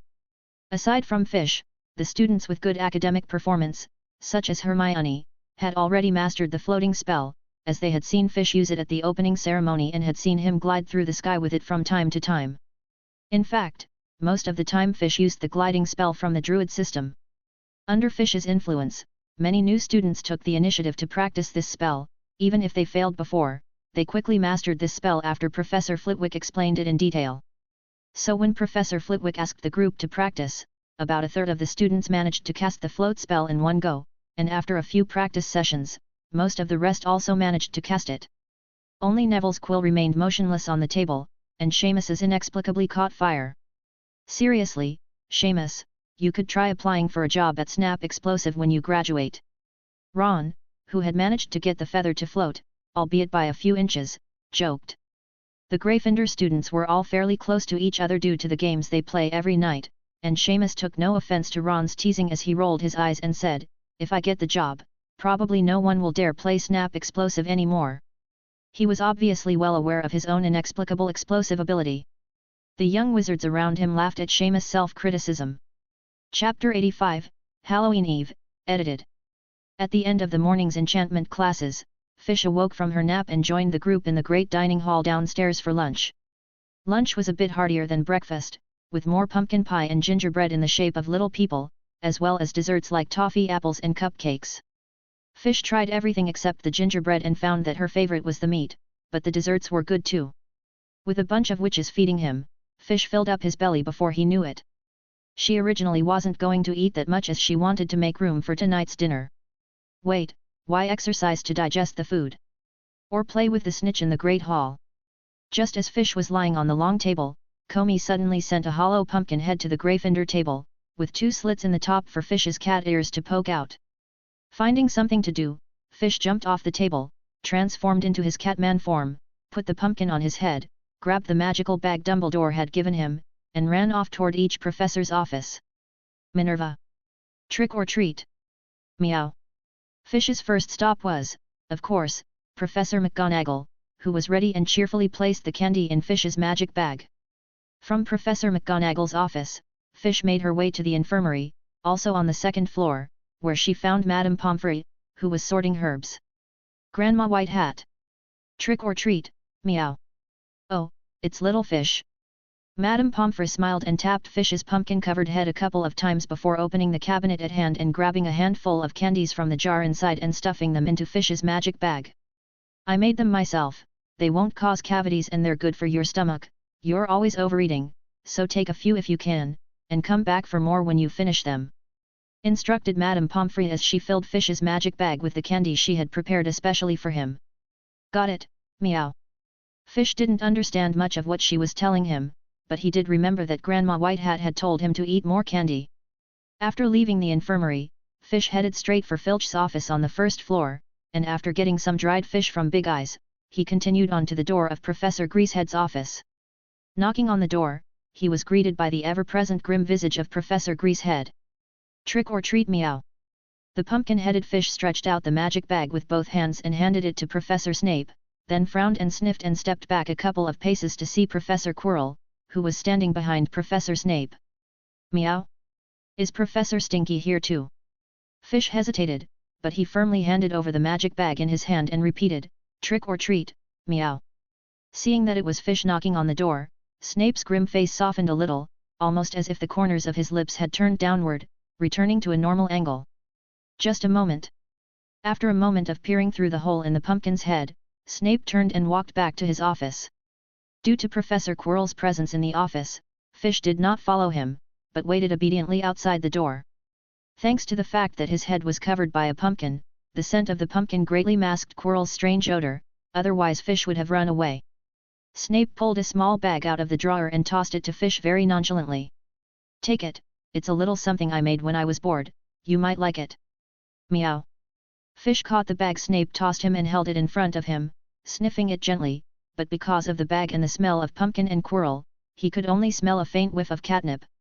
Although catnip didn't make Fish roll over like many cats, his love for catnip was still intact, so Fish quietly pocketed the baggie in his magic bag. In fact, Snape had made the treats in the bag a long time ago, and had put a lot of effort into it, adding some of his own special joy potion and other stimulants in addition to the catnip. You could tell he put a lot of effort into it. It's just that Snape had never found the opportunity to give it to Fish after he'd made it, and at this point, he took the Halloween opportunity to give it away. Fish had no idea that Snape's snacks had such a complicated story to tell, and apparently Snape himself didn't want to explain it. Pocketing the snack Snape gave him, Fish turned and ran. He didn't want candy from the stinky guy. "Thank you, Professor Greasehead, I'll be on my way." Professor Quirrell, who was trying to force a smile and was about to step forward and say something, suddenly froze, seeing Fish's back moving away, and he gritted his teeth unconsciously and his hatred for Fish deepened. But instead of getting revenge on an unimportant freshman, the matter of the Philosopher's Stone was more important. Quirrell suppressed his resentment towards Fish, and turned his head to keep finding various excuses to ask Snape about the contents of the level he was in charge of. After leaving the basement, Fish went through the other professors' offices, including the bad old man's office, and harvested many snacks. After asking for snacks from the teachers, Fish didn't just enjoy them alone, but shared them with the other students and the house elves like Comey in the kitchen. As a result, the elves were moved to tears. Fish didn't really care how many snacks he had, he didn't miss them anyway, it was the process of asking for them that was fun. After handing out the snacks, afternoon classes were about to begin and Fish took another nap at his desk before being called by Scarhead and the others after class to return to the great dining hall for the Halloween party. By the end of the evening, the great dining hall was decorated differently, with colorful Halloween decorations all over the great dining hall, much to the delight of the students. 1,000 bats fluttered along the walls and ceiling and another 1,000 fluttered above the tables like low clouds, flickering the candles inside the pumpkins. The delicacies suddenly appeared on golden plates, just like at the banquet at the beginning of the school year. In addition, almost all of the students and teachers wore cat ears, and the group strolled through the great dining hall with various cat ears and greeted Fish enthusiastically as he entered the great dining hall. "Meow, it's a party, meow." Smelling the aroma of food in the great dining hall, Fish ran around the long tables excitedly, occasionally finding an empty seat to eat, and when he felt like it, he would transform back into a cat and jump on top of the long tables, zigzagging through the food on them. Apparently, because of the party, Minerva did not stop Fish from running, but merely warned him to be careful when running. Dumbledore and Professor Flitwick even pulled out their wands and set off colorful fireworks in the great dining hall, adding to the party atmosphere. In the midst of all this fun, Professor Quirrell suddenly entered the great dining hall with a face full of panic. As the crowd watched him, he hurried to Dumbledore's side, leaning over the table to brace himself and gasping, "Trolls, in the basement. I thought you should know." After saying that, Professor Quirrell bowed his head and slid down the table to the floor, collapsing. The great dining hall erupted in chaos as Dumbledore again used his wand to set off a cloud of fireworks to silence everyone. "Prefects," Dumbledore said, maintaining his composure and ordering the house prefects, "take the students of each house to their dormitories immediately." Meow. What about the banquet? Fish didn't know what a troll was, he just wanted to continue attending the banquet, so when the red-haired number 1 was summoning the first-year students, Fish changed back to cat form and planned to secretly stay here and continue eating. However, Professor McGonagall knew his thoughts all too well, and immediately found Fish, who wasn't planning to leave, and picked him up by pinching the back of his neck. "This is no time to waste time," Professor McGonagall shouted. "Follow the group to the dormitory, Percy. Keep an eye on Fish." "Yes, Professor McGonagall." Percy, who couldn't let Fish wander off, whether it was his duty as headmaster or out of love for him, caught up to Fish in his cat form and held him firmly in his arms before leading the other first-year students upstairs. Although Fish was able to let go of Percy's arms with ease, he was more or less aware of the importance of the situation, and with the seriousness of Minerva's attitude at that moment, he would have been scolded if he had continued to fool around. So the poor kitten could only watch as the delicious food on the table drifted away from him. Meow. Chapter 86, Quidditch Match, edited. The Halloween dinner was forced to end after only one start, which made Fish very unhappy. Although he went to the kitchen to find Comey and the others to prepare a meal later, the feeling was always different. Luckily, the snacks offered by the teachers calmed Fish's dejected mood. In particular, Professor Greasehead's special treats were so good that he ate them all that night. "When's the next party, Fatty?" Fish, who didn't feel like going out into the cold, rolled over in his bunk, wrapped his quilt around himself in a roll and turned his head toward Neville in the bed next to him. "That'll have to wait until Christmas." Neville, who had also wrapped himself in the blanket, replied, "But there's a vacation at Christmas, so most of the students will be going home, so the Christmas party will probably be a little smaller." Meow. Christmas. But at that time Fish didn't care about the numbers, because he was under the impression that he would receive a lot of presents on Christmas. With parties and presents, Fish was already looking forward to Christmas, so he asked, "When is Christmas? Can't we start earlier?" Meow. "Of course not," Neville replied, dumbfounded, "Christmas is almost 2 months away." Meow. "So long, it's no fun." Meow. Disappointed, Fish tucked his head under the quilt, returned to his cat form and went to sleep. As long as he was asleep, time would pass extraordinarily quickly, so Christmas would come a little early, wouldn't it? With this expectation, Fish fell asleep. As Halloween passed, the temperature in England continued to drop. The hills surrounding Hogwarts and the trees in the Forbidden Forest were covered in frost, and the Black Lake was completely frozen over, with a few wizards occasionally skating on it, but for the most part, there were few people outside the castle. The weather was so cold, and there was no snow, only frost, so there was nothing to do outside. Fish also cut back on his time outside. He even adjusted the time to visit the Forbidden Forest with Hagrid on weekends. Originally, he would enter the Forbidden Forest early in the morning and only leave when the sun went down. Now it's almost half a day, I would only enter and leave at 3 or 4 in the afternoon.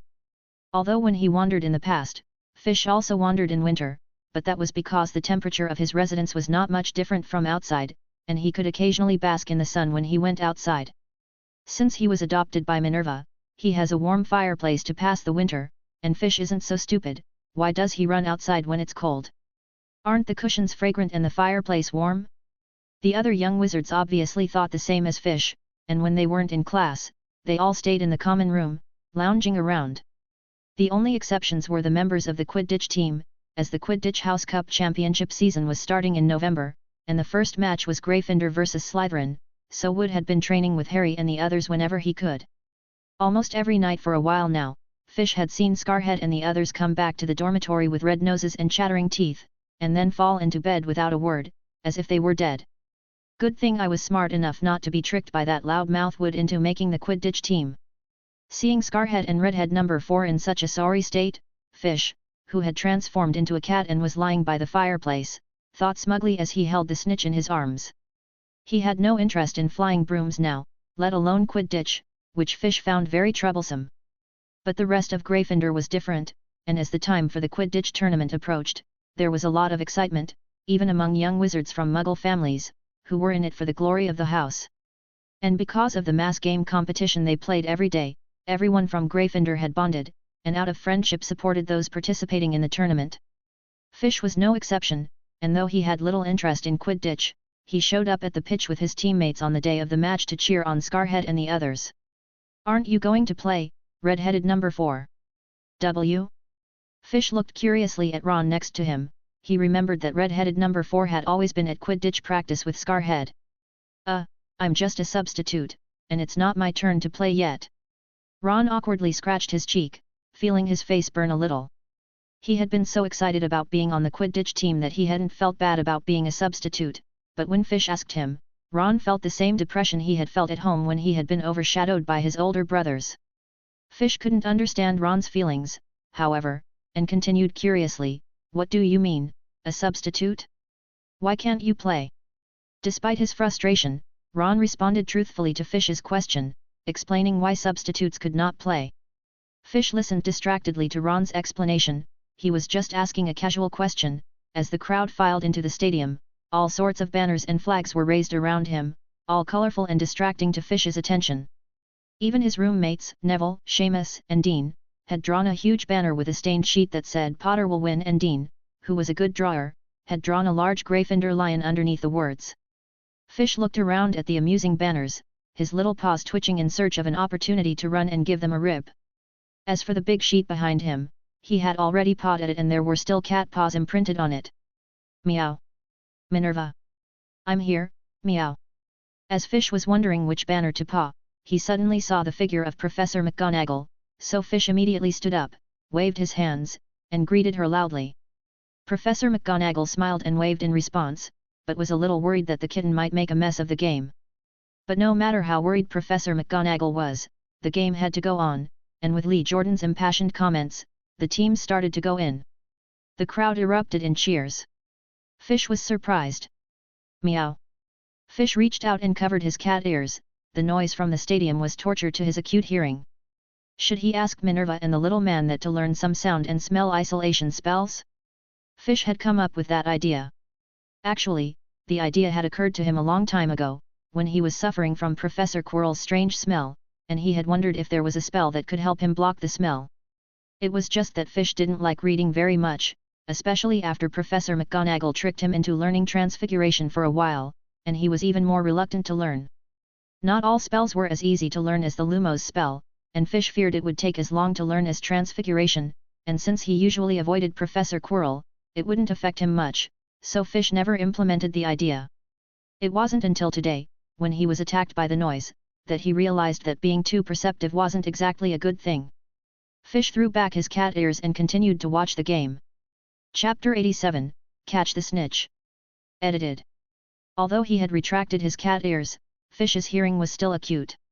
After plugging his ears for a while, he gradually got used to the noisy environment around him. It was also thanks to his time at Hogwarts that he was so used to being around a crowd of people that he was able to adapt so quickly. Previously, Fish had quickly covered his ears the moment the cheers erupted. When Mrs. Hooch blew her silver whistle vigorously, the game began. 15 flying broomsticks and balls of varying sizes flew through the air as Lee Jordan's rapid-fire, machine gun-like commentary sounded. Fish was gradually drawn to the competition in the air. To be precise, he was fascinated by balls flying through the air. Black pupils filled his turquoise eyes and his tail wagged involuntarily as he watched the balls in the air and instinctively bent his knees and began to charge hard. But he soon realized, he was too far away to pounce on the balls. It's no fun. Fish grimaced and straightened up again. After watching the match for a while, and with what little he knew about Quidditch, Fish finally realized the rules of the game.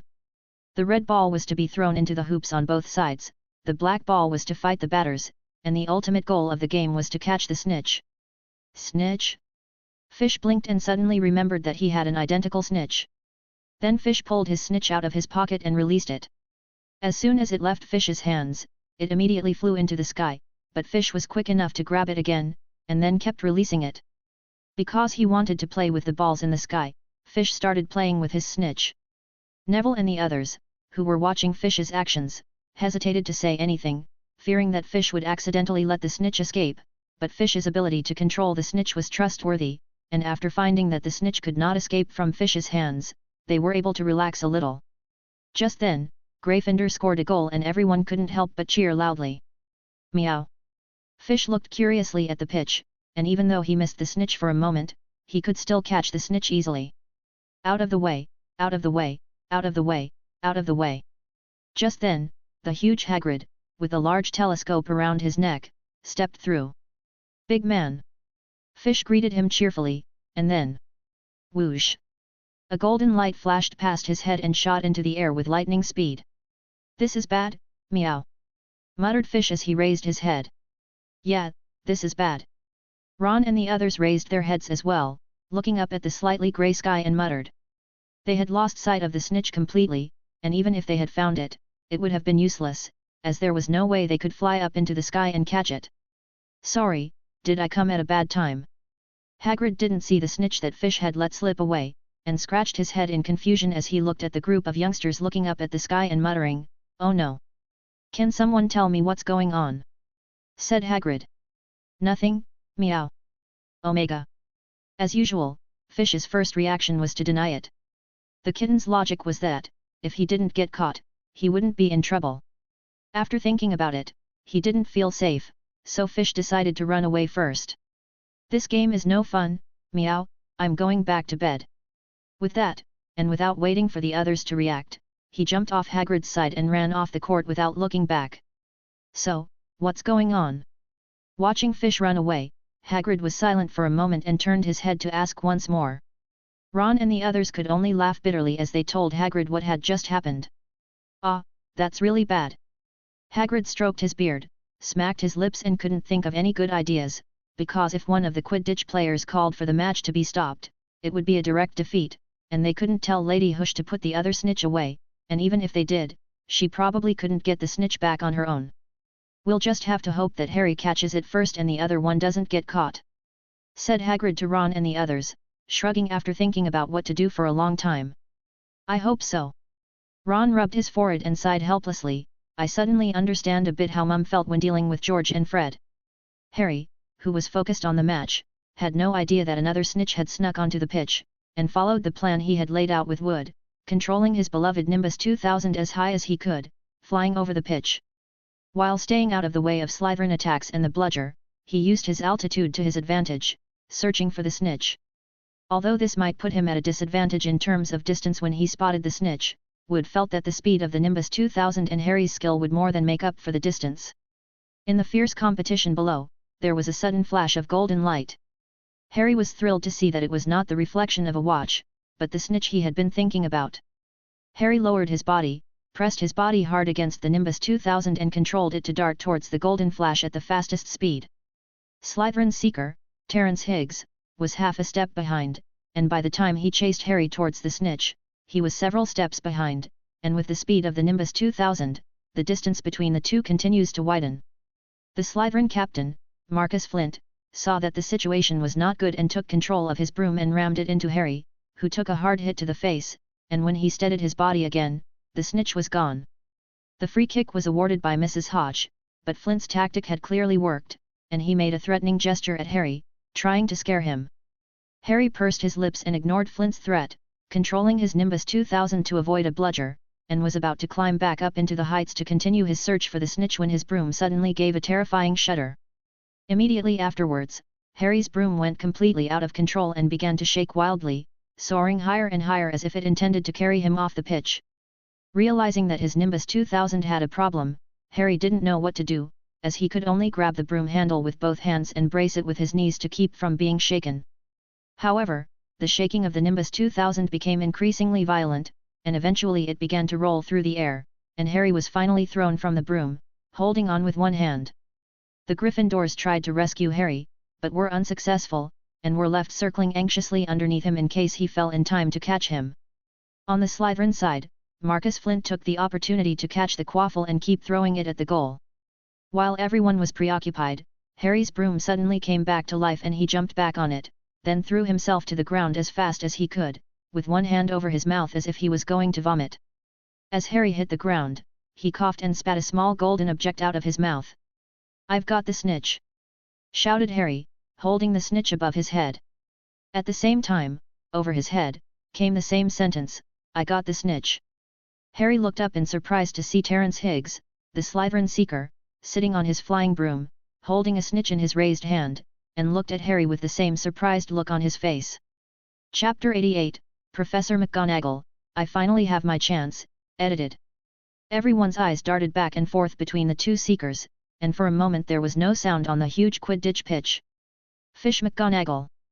After a long silence, Professor McGonagall's roar echoed across the pitch. In fact, she didn't need to remind them, the teachers and students of the school already knew that Fish had an ownerless golden snitch in her hand, and now, one of the two snitches on the pitch must belong to Fish. A furious Professor McGonagall approached the group of Gryffindor cheerleaders, her sharp eyes sweeping the faces of Ron and the others like a hawk. She suppressed her anger and asked in a low voice, "Where's Fish?" "Ahem, Professor McGonagall, it's not all Fish's fault." The group of young wizards was silenced by Professor McGonagall's aggressive stare, so Hagrid, a fellow wizard, stepped forward and gave a brief explanation of what happened, and to spare Fish some of the blame, he deliberately lied to take some of the blame himself. Fish didn't mean to cause trouble, it's just that, in rushing past, I accidentally bumped into him and the golden snitch in his hand took the opportunity to slip away. Professor McGonagall pursed her lips and stared at Hagrid, seeing him turn his head sheepishly and squirm uncomfortably. Judging by Hagrid's reaction, he had been protecting Fish, but he hadn't been lying in general, so Professor McGonagall nodded slowly. Still, it's true that he did interfere with the Quidditch match, so 20 points off for Gryffindor. As for Fish, I'll go talk to him myself. It had been a long time since they had heard of house points being deducted because Fish caused trouble, and this time it was a mere 20 points, and the Gryffindors present were in a stable mood. On the other side of the pitch, the problem is not too big. After so many years of development in Quidditch, there is already a detailed set of rules and regulations, with over 700 fouls recorded alone. It was rare, but not unheard of, for a golden snitch to sneak into the middle of a match, and the Quidditch rulebook was replete with ways to fix it. In general, there are two types of situations in which the golden snitch appears in the game, and the methods for resolving the situations are different. One situation occurs when a snitch enters the field.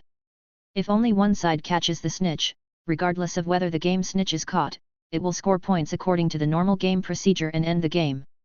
However, if both players have caught the golden snitch, the game will still end, but the referee will make a decision on the snitch caught by both players, with the player who caught the game ball receiving 150 points and the other player receiving 100 points, or if neither player has caught the game ball, then both players receive 1 point and the game ends.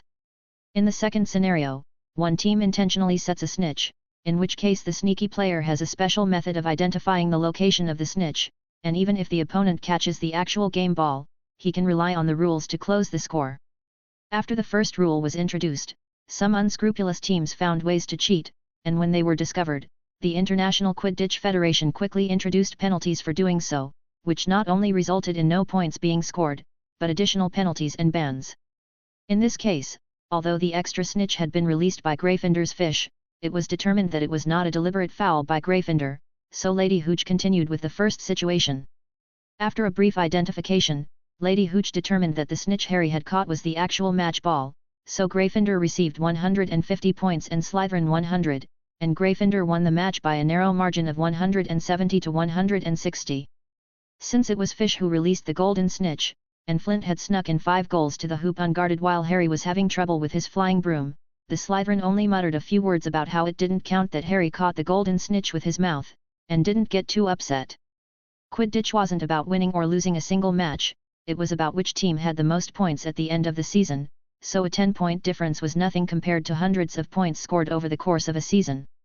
The Slytherins, who had caught Fish's golden snitch, were the beneficiaries, so of course they had no problem with Lady Hooch's decision.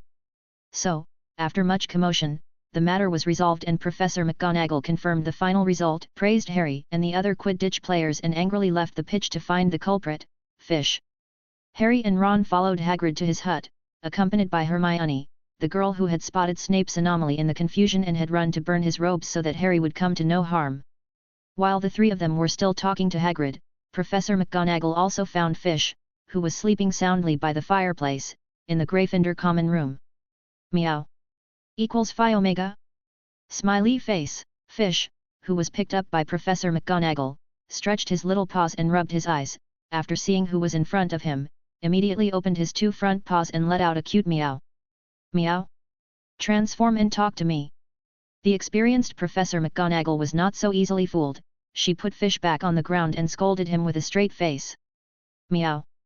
Equals, Omega. Fish, who had been scratching his chin ever since he was put down, stopped moving and, with one hind paw raised, cocked his head toward Professor McGonagall, his round cat face full of confusion.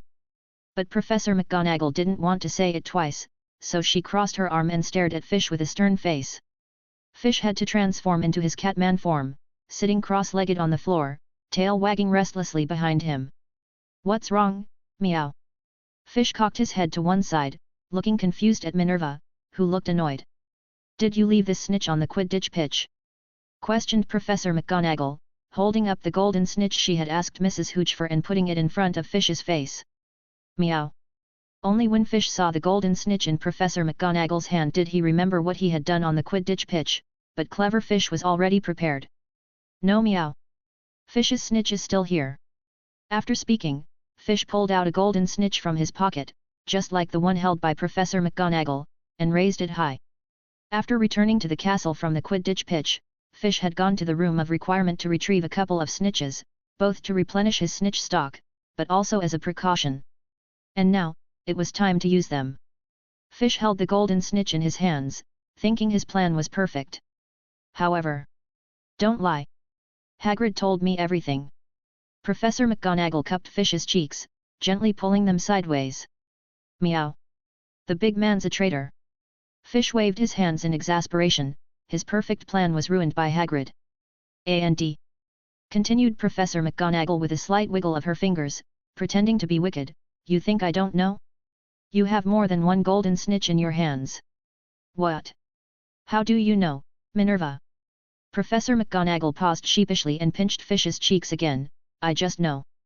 Anyway, since you got in trouble, you're confined again starting tonight. Confinement is, doing homework in my office. Meow. QAQ. Chapter 89, Repeated Defeats, edited. Hey? No.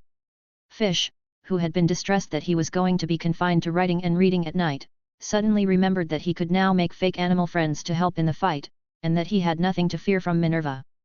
I don't want to be confined, I hate writing, meow. Fish stood on top of a chair, fists balled up, cat ears flattened on his head and tail hair bristling behind him. Is that so?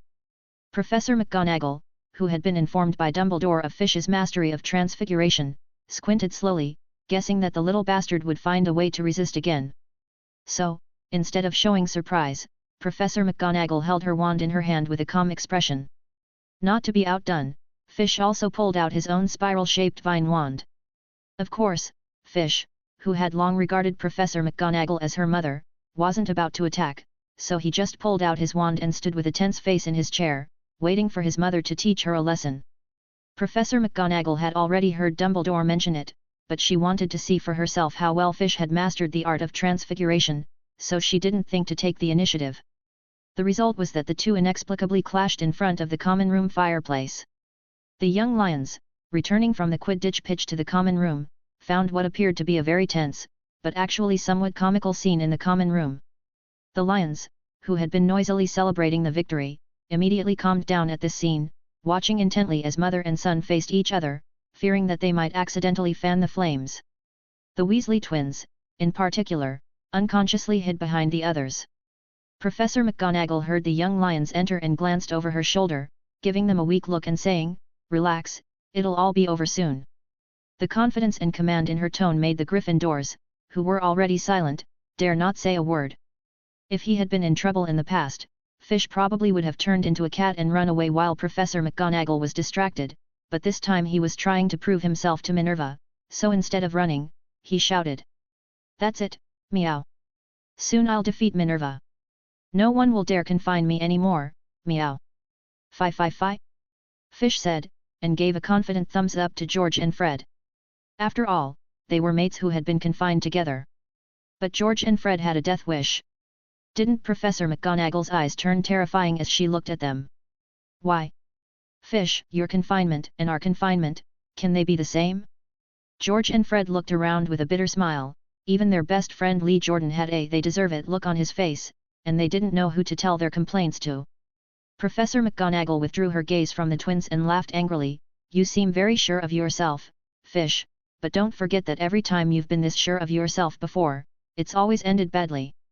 Remembering the punishment he had received for not beating Minerva in the past, Fish unconsciously shrank back and his bristling tail pulled back a little, but he soon regained his composure. "It's different this time, meow. I can transform partners to help fight too. Minerva's tricks don't work anymore, meow. Fi fi." As if to prove his point, Fish waved his wand and turned some of the nearby chairs into lynxes, one of the big cats Fish had seen on TV, far more powerful than Minerva's transformed fake animals. The lynxes, under Fish's control, surrounded him, looking imposing. "Ha!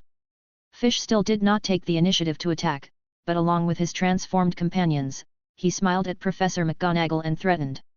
It would have been nice if he had been able to dissuade Minerva right away. So thought Fish, surrounded by lynxes. Then he said, "Give up. Minerva. You can't beat me without numbers." With these friends around him, Fish's confidence had never been greater, and he began to think that Professor McGonagall would give up without a fight. Professor McGonagall was glad to see that Fish's transfiguration skills had improved, but when she heard the arrogant kitten tell her that he should give up, the corner of her mouth, which had curved slightly, immediately dropped back down. "Is that so?" Professor McGonagall scoffed lightly, and with a flick of her wand, the lynxes surrounding Fish rioted in the blink of an eye, turning their heads and leaping towards Fish in the chair. Meow! The agile Fish leapt out of the chair in a backward somersault, dodging the lynx's attack. What did Professor McGonagall do? There was a murmur among the onlookers, many of whom had not understood what Professor McGonagall had just done. "Look at the color of the lynx," Percy explained in a whisper to the others. "Professor McGonagall has also done transfiguration. She has managed to take over Fish's transfiguration simply by changing the color of her fur, a very clever technique." On the other hand, Fish waved his wand again after landing, and another group of lynxes transformed to fight with the previous ones, while he himself transformed into a cat and pounced on Professor McGonagall. Fish already knew from his confrontation with the evil old man that his own little friends would be no match for Minerva, but he just had to hold them off for a while. Stride! Fish, who turned back into a cat, turned into a grey shadow, shot out of the group of lynxes and arrived in front of Professor McGonagall in the blink of an eye. Professor McGonagall's wand pointed forward. Avis! A flock of birds flew out of the head of her wand and crashed into Fish, not quite making a dent, but forcing him to stop. Meow! Fish raised both forelegs and waved them around his head, trying to shoo away the pesky birds and the feathers they dropped. At the same time, the floor tiles under Fish's feet became a rope and wrapped around Fish's body, which had been forced to stop by the birds. Knowing that Fish could change size freely in his cat-like form, Professor McGonagall had set about creating bungee cords to tie him up. Knowing that she would use a rope that he couldn't get loose from, one of Fish's paws turned into a small human hand before the bungee cord bound him, and in that small hand was Fish's wand, giving it a rather odd appearance. But that didn't stop Fish from using his transfiguration magic to turn the bungee cord around his body into loose toilet paper, from which he easily freed himself. Professor McGonagall raised an eyebrow, evidently not expecting such a huge change in Fish's catman form. He was surprised, but his hands didn't stop, as the lynxes behind him all fell into Professor McGonagall's hands at the same time Fish freed himself from the toilet paper. Meow! Fish turned around and began to wrestle with the lynxes. Just as Fish looked for an opportunity to turn the lynx to stone, Professor McGonagall raised her wand again, Petrificus totalis. A flash of white light shot through the gap between the lynxes and landed precisely on Fish, who collapsed like a statue on the ground. In the past, when Professor McGonagall had given Fish a lesson, her spells and transfiguration were used separately, because normally, once she had used her transfiguration spell, Fish was immobilized and didn't need to do anything else. In addition, Professor McGonagall was well aware of the young girl's combat prowess, and each spell she used was usually effective only once or twice before Fish would find a solution quickly, so Professor McGonagall used as few new tactics as possible when she gave Fish a lesson. Meow! Minerva, you are wicked! Fish yelled in dissatisfaction as Professor McGonagall lifted the petrification spell and took Fish in her hands. She actually attacked when he was fighting with other fake cats. But Professor McGonagall obviously didn't care about Fish's accusations. She put the cat on the table, patted it on the head and said, "This is your 73rd failure, come to my office at 9 p.m. for confinement." Meow! I know. At the thought of his confident appearance, Fish, feeling a bit humiliated, plopped down on the table, grabbed his head with his two front paws and reluctantly responded. Although he doesn't so much approve of Minerva's methods, Fish is still very honest in this regard, and he has to be obedient if he loses a fight. But he'll win next time. One day, he'll defeat Minerva and get the right to speak in the McGonagall family. Chapter 90, Teacher McGonagall's Guide, edited. After confirming that Fish would do his homework in her office in the afternoon, Professor McGonagall nodded to the young lions who had observed everything and left the Gryffindor common room, bumping into Harry, who had arrived late. Harry stiffened and waved stiffly at Professor McGonagall before hurrying into the common room. As soon as Hermione returned to the common room, she grabbed one of the girls from the study group and asked why Professor McGonagall was here. Knowing what she had missed, Hermione sighed. She had no regrets, however, as she had helped Harry and the others discover the Snape plot and the man named Nicholas Flamel and the trapdoor. Having been assigned to Gryffindor, Hermione had no lack of adventurous spirit, and facing a professor was a very new experience for a girl who had been a good student all her life. After parting ways with the girl from the study group, Hermione stayed in the common room to watch Fish wallow bored at the table for a while before reluctantly heading to the library.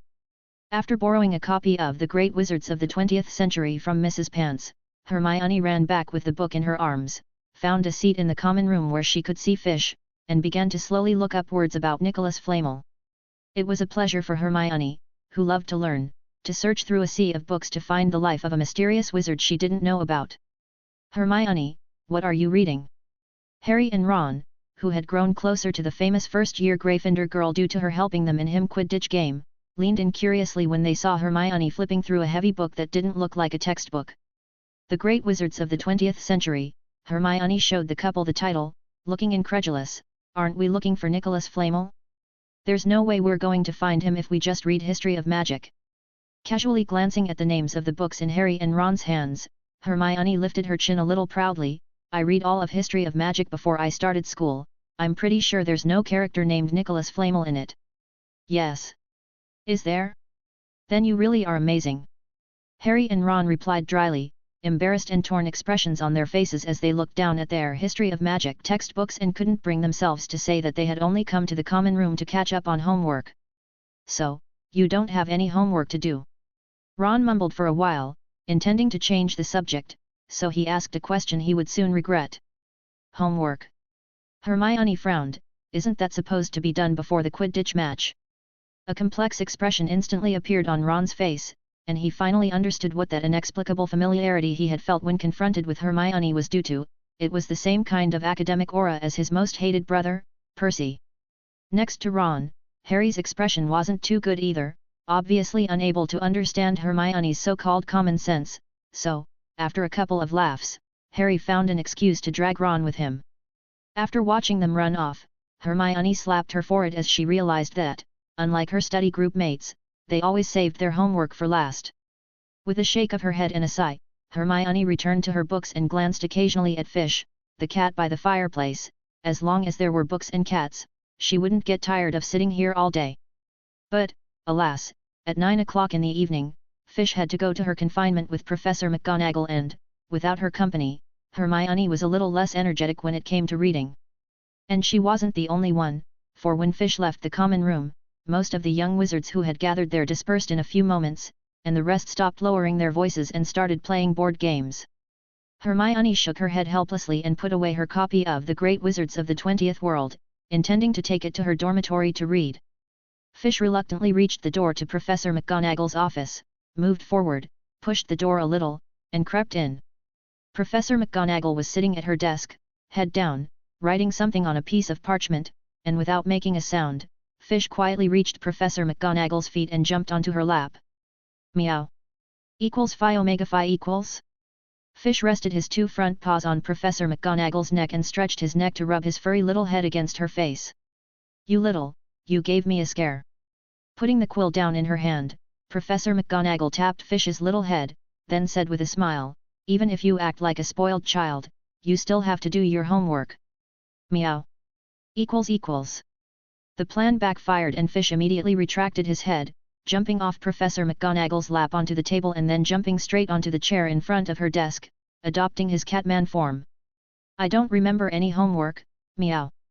Fish was sitting in a chair, legs dangling, crossed his arms in front of his chest and spoke the truth confidently. It's okay, Professor McGonagall smiled and reached up to straighten the glasses on the bridge of her nose. I've already asked the other students in your class, and I've even prepared the relevant textbooks for you. Meow.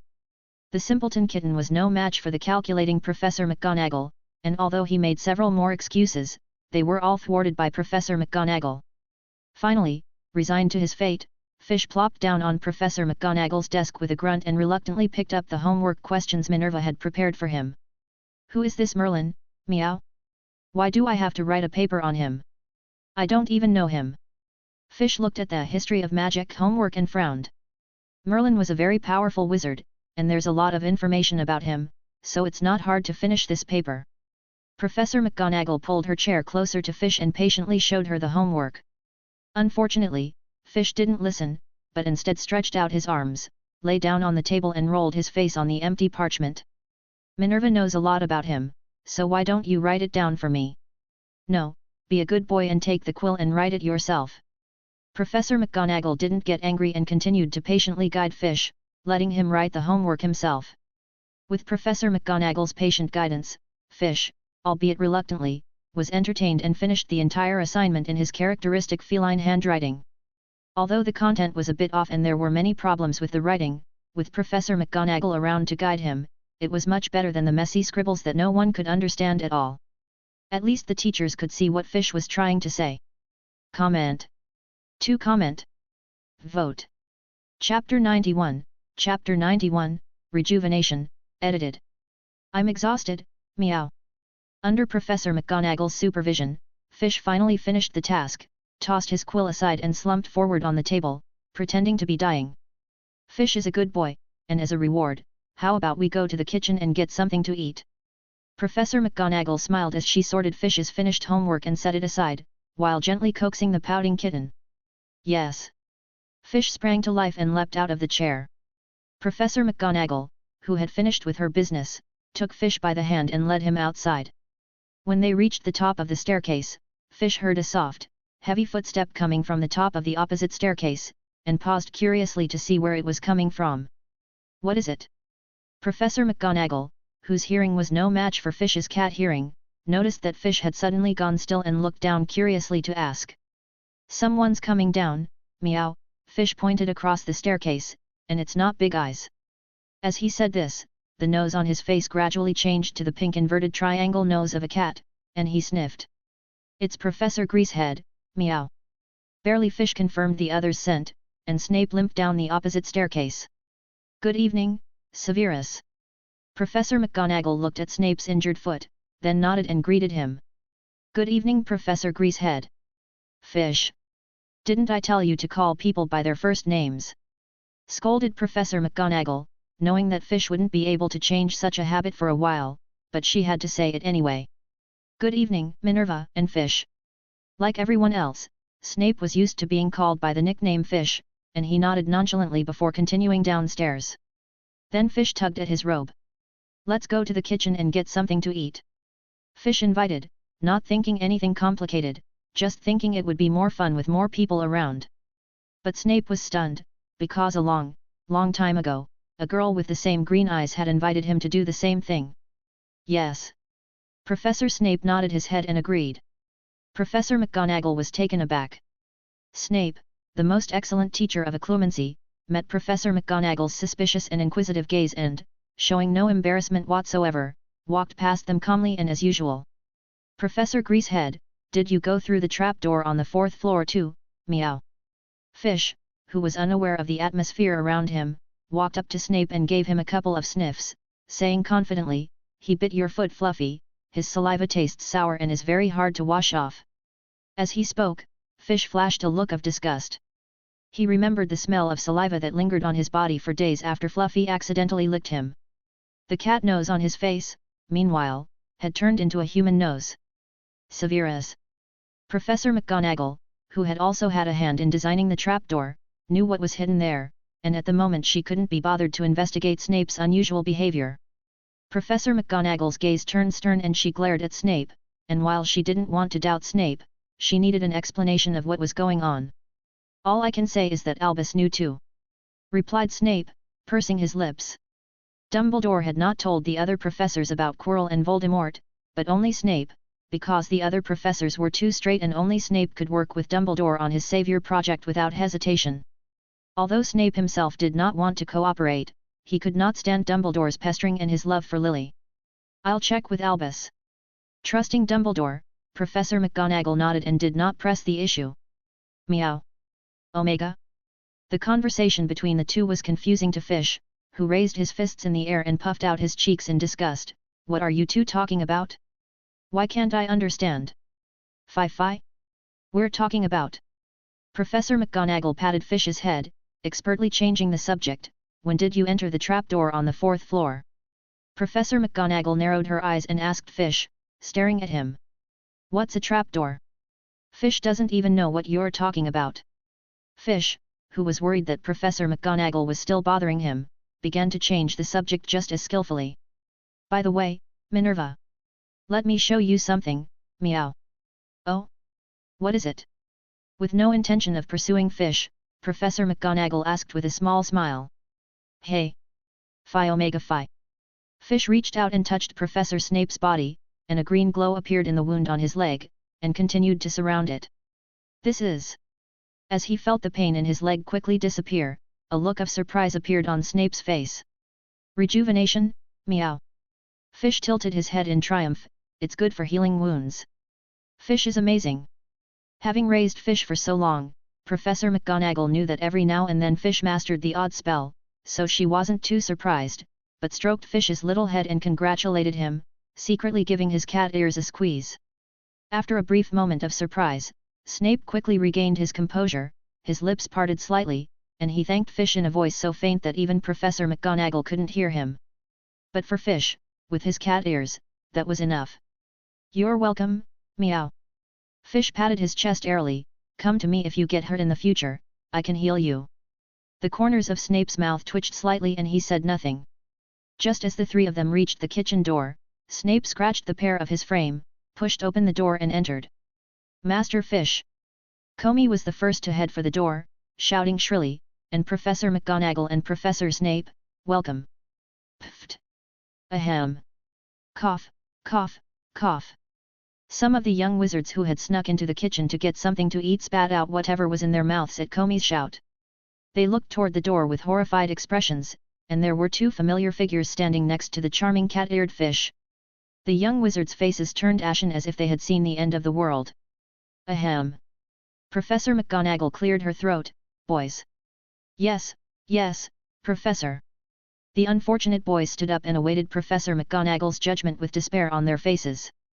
Boys, you should come back when you've finished eating and not wander around outside. Professor McGonagall had no intention of chasing after them, after all she had Fish with her, and although Fish's situation was different, Professor McGonagall could do nothing to take points away from anyone in this situation. The young wizards cheered for a moment, then looked warily the other way, not forgetting that here was Professor Snape, and as non-Slytherin students, they weren't going to take any chances. But to their surprise, Professor Snape merely frowned and, rather than impose additional punishment, sought out a table with Professor McGonagall and Fish. The young wizards, who suspected they were dreaming, pinched each other, but were even more overwhelmed by the confirmation that it was all real. But they were shocked, but they had some sense. Let's go back. The young wizards ran out of the kitchen. Meow. Don't they eat any more, meow. Fish tried to invite them over, but was unexpectedly turned down. No, no, no, no, no. We're already full. The young wizards waved their hands and fled from the kitchen. It's weird. Don't you usually eat with Fish? Omega? Fish cocked his head to the side and quickly turned his attention back to the food, tearing into it left and right. Minerva. This is really good. Chapter 92, Tasks, edited. With Fish once again confined by Professor McGonagall, Hogwarts seemed to have calmed down again, and with the temperature continuing to drop, it was becoming increasingly rare to see young wizards outside the common rooms in their free time. Except for a few couples who, in their need to find a secluded place to do couple things, huddled together in a small corner to keep warm against the cold wind that chilled their noses. As for Fish, his confinement had been going on since the day the first Quidditch match ended. Because Professor McGonagall hadn't specified how long he was to be confined for, he figured he could lie for as long as he could, and the ignorant kitten hadn't realized anything was wrong, and had been confusingly confined for the better part of a month. However, thanks to this confinement, Fish was now able to complete his homework without any guidance from Professor McGonagall. After all, Fish had a very intelligent mind and was able to learn much faster than the average person. He had even taken the opportunity to learn a sound spell and a smell spell from Professor McGonagall, as well as a bubble head spell, Caped Bully, that did both, but with much less effect. However, even with these spells, they were not much help to Fish. The smell spell removes the smell of the person the spell fell on, and although Fish is a free spirit, he knows he can't use a spell on a teacher, even if he wants it to smell less bad. The sound eliminating spell did work, but Fish didn't usually use it much, and he wasn't going to want to watch a Quidditch match anytime soon. Besides, with the sound completely cut off, Fish found himself uncomfortable with the deprivation of his sense of hearing or smell, knowing that cats, like him, were always aware of their surroundings when they slept.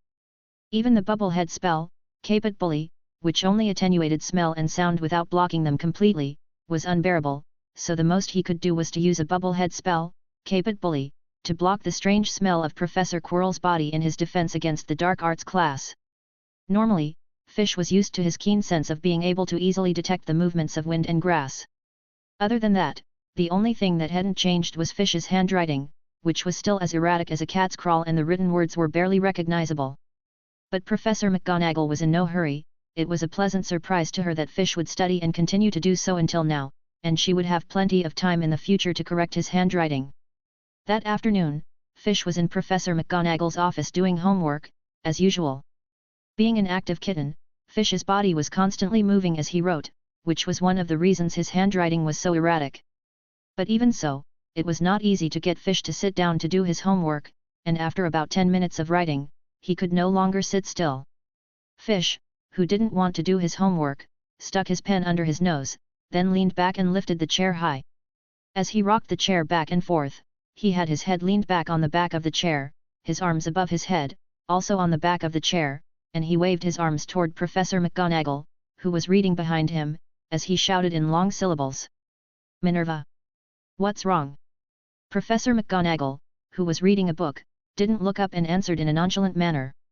Now that Fish didn't need her watching him all the time, even if he deserted in the middle of his homework, Professor McGonagall didn't mind, as he had to finish his homework if he wanted to leave her office.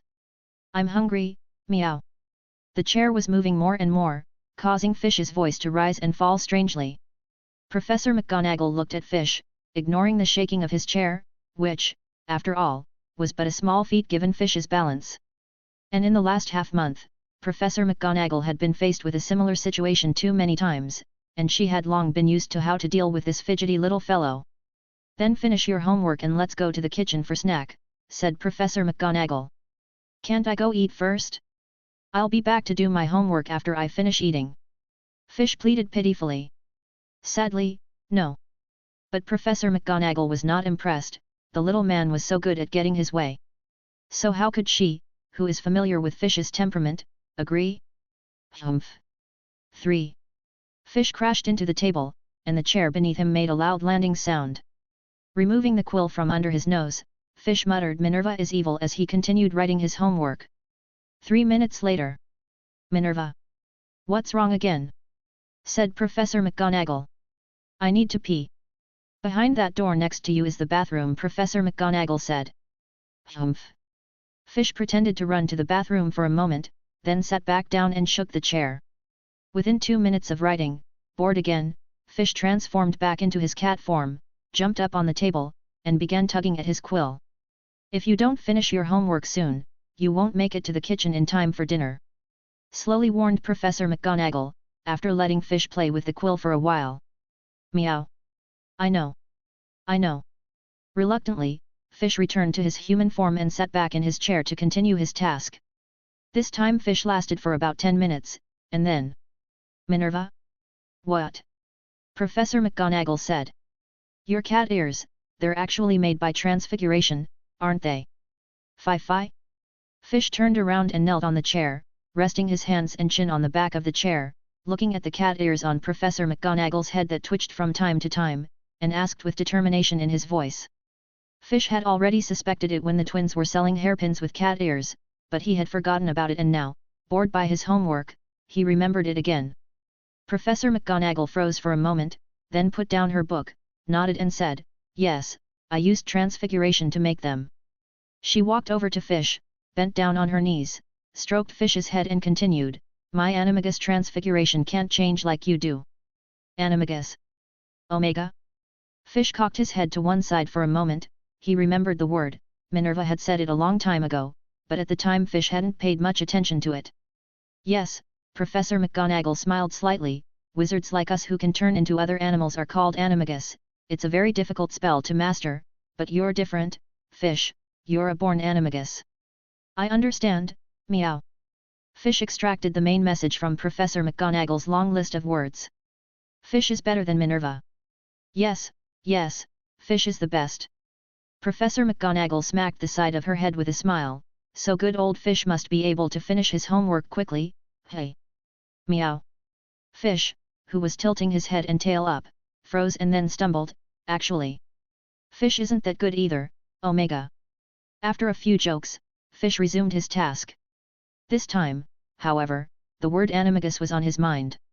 He hadn't understood much of what Professor McGonagall had said, but he had an inkling that there was more to it, but he was too distracted by the task at hand to think about Animagus. The most important thing now was to finish the homework and go for a late-night snack. The quill was under Fish's control, scratching rapidly at the parchment, tracing a circle around the letters one by one. 5 minutes later. Minerva? Chapter 93, No Snacks, edited. That day, Fish went to Professor McGonagall's office for his usual confinement. After Fish left, most left the common room and headed for their dormitories, while a few lingered around the fireplace, playing the various board games. In the old days, Harry and Ron would have bonded, but since they had hired the girl Hermione Granger to join the fight against Snape's machinations, those lazy days had passed them by. Hermione had borrowed a large number of books about famous wizards from the library, handed some of them to Harry and Ron, and said that if she didn't find Nicholas Flamel when they were done, she had another list of books. From that day on, Ron and Harry's free time was occupied by countless heavy and boring books, and if it weren't for Quidditch practice 3 days a week, they wondered if they would assimilate with nerdy Hermione. Today was no exception, and after finishing their homework with Hermione's supervision and help, the three of them stood in a secluded corner and began to flip through their books. It wasn't until Fish left the common room that Hermione took half of the books and went back to her dormitory. Who the hell is Nicholas Flamel? And how come we can't find him anywhere? As soon as Hermione left, Ron tossed aside his copy of the Directory of Contemporary Wizards and slumped in his chair, groaning in pain.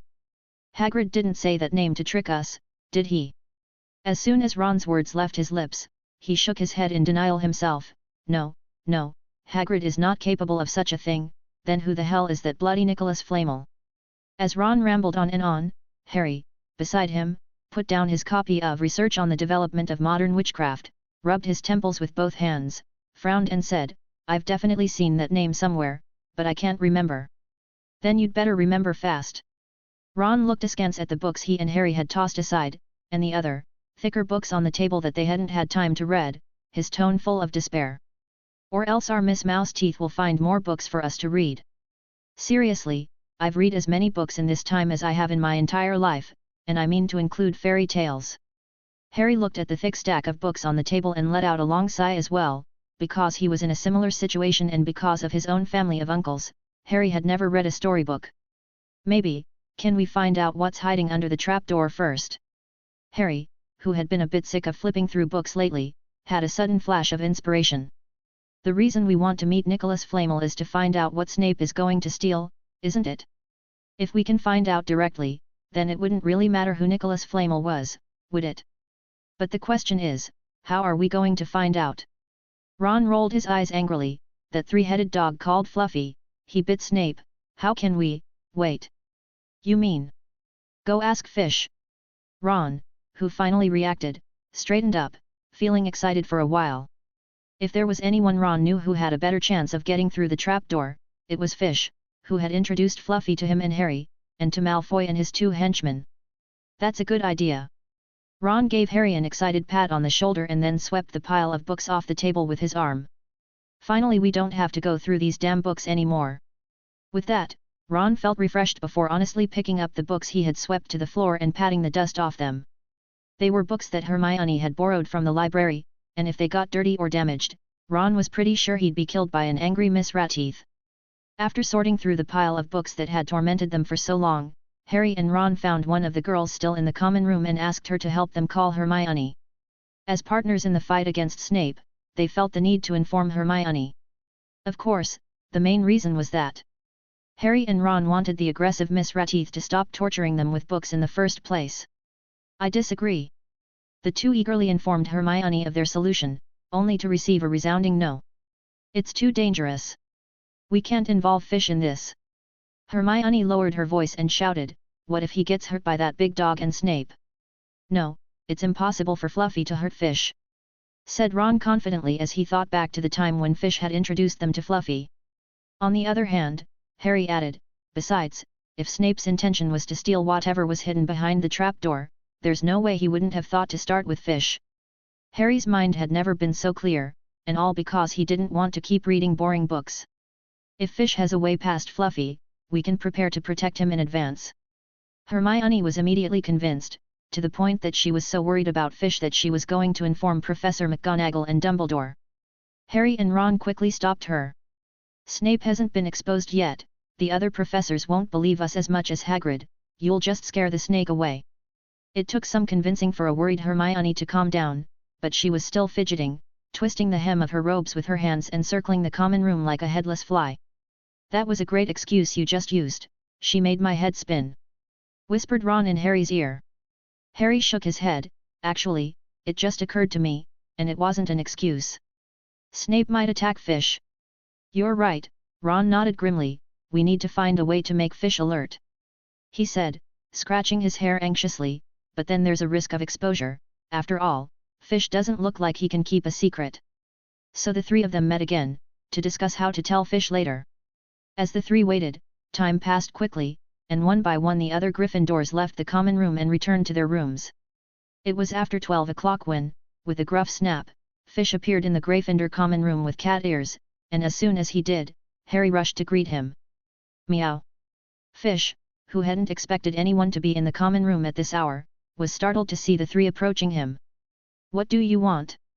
Fish took 2 steps back, the fur on his tail slightly bristling, his hands covering his magic bag. Fish is running out of snacks, meow. Chapter 94, I didn't expect it. Edited. Fish wasn't lying, as Professor McGonagall had recently put him in confinement, and since he didn't move around much due to the cold weather, he rarely received new snacks. Of course, Fish's so-called less is only for the situation where he can't finish eating and can distribute it to others at will. Now, although it is not impossible to distribute it to others, it still needs to be carefully planned. We're not trying to eat your snacks. Harry and the others waved their hands with a smile, then backed up a few steps in unison. Oh, it's not that Fish is bad, it's just that there's not much left. A relieved Fish rubbed his chest, hesitated for a moment, then explained to Harry and the others. Yes, we know.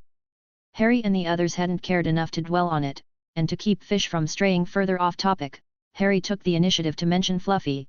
By the way, Fish, have you brought Fluffy any more food lately? Yes, I just came back from his house, meow.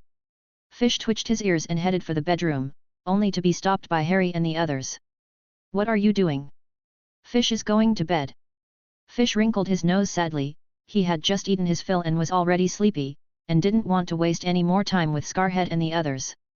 Seeing Fish's tail start to wag and his face show impatience, Harry and Ron had lived with Fish for so long that they knew that if they continued to dawdle, Fish would run off to bed without a care in the world. So they didn't bother with the approach they had discussed, and Ron, the most impatient of them all, sped up and asked, "Oh, it's just that we were talking about the trapdoor Fluffy was guarding, and we were wondering what was down there, and you and Fluffy are such good friends that you must have gone down there." Meow.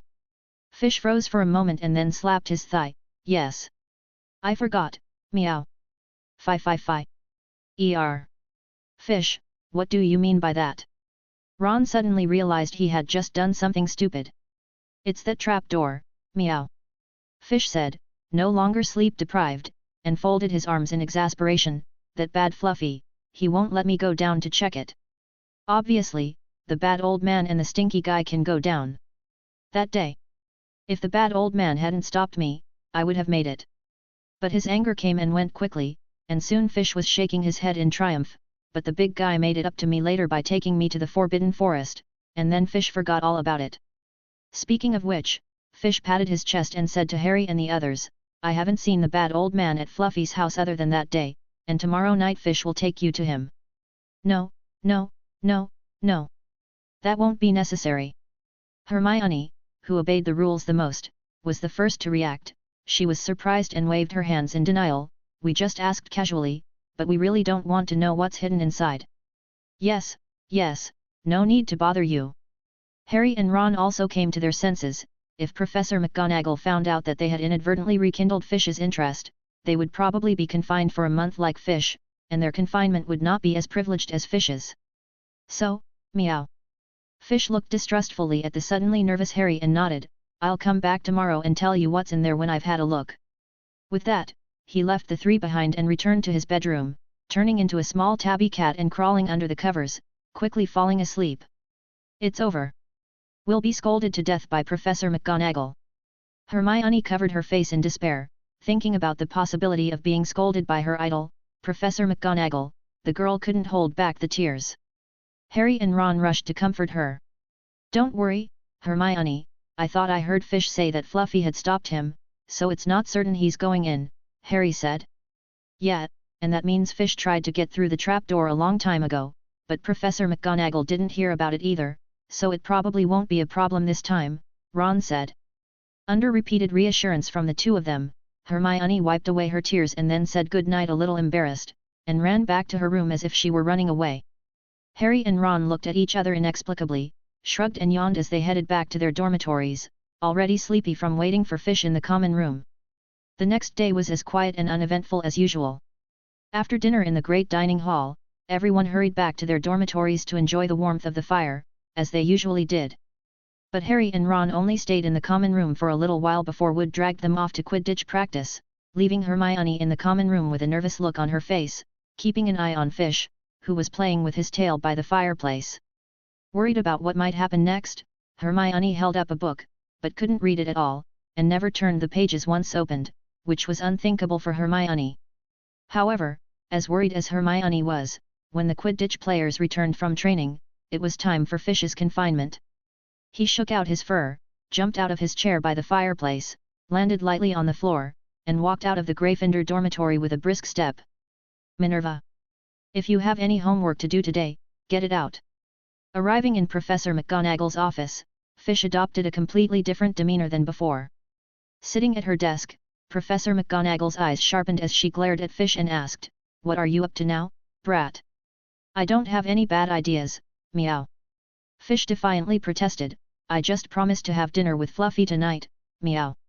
During this period of confinement, Fish learned not only to write the assignment correctly, but also to understand why Minerva had always caught him when he lied, and he managed to learn some more advanced methods of lying. For example, what he is currently using is to say half and leave half, and use a little thing that Professor McGonagall doesn't care too much about, to cover up what he really wants to do. Evidently, Professor McGonagall had no idea that while she had managed to teach Fish how to do his homework, she had also taught the little smartapants more ways of doing things. Really?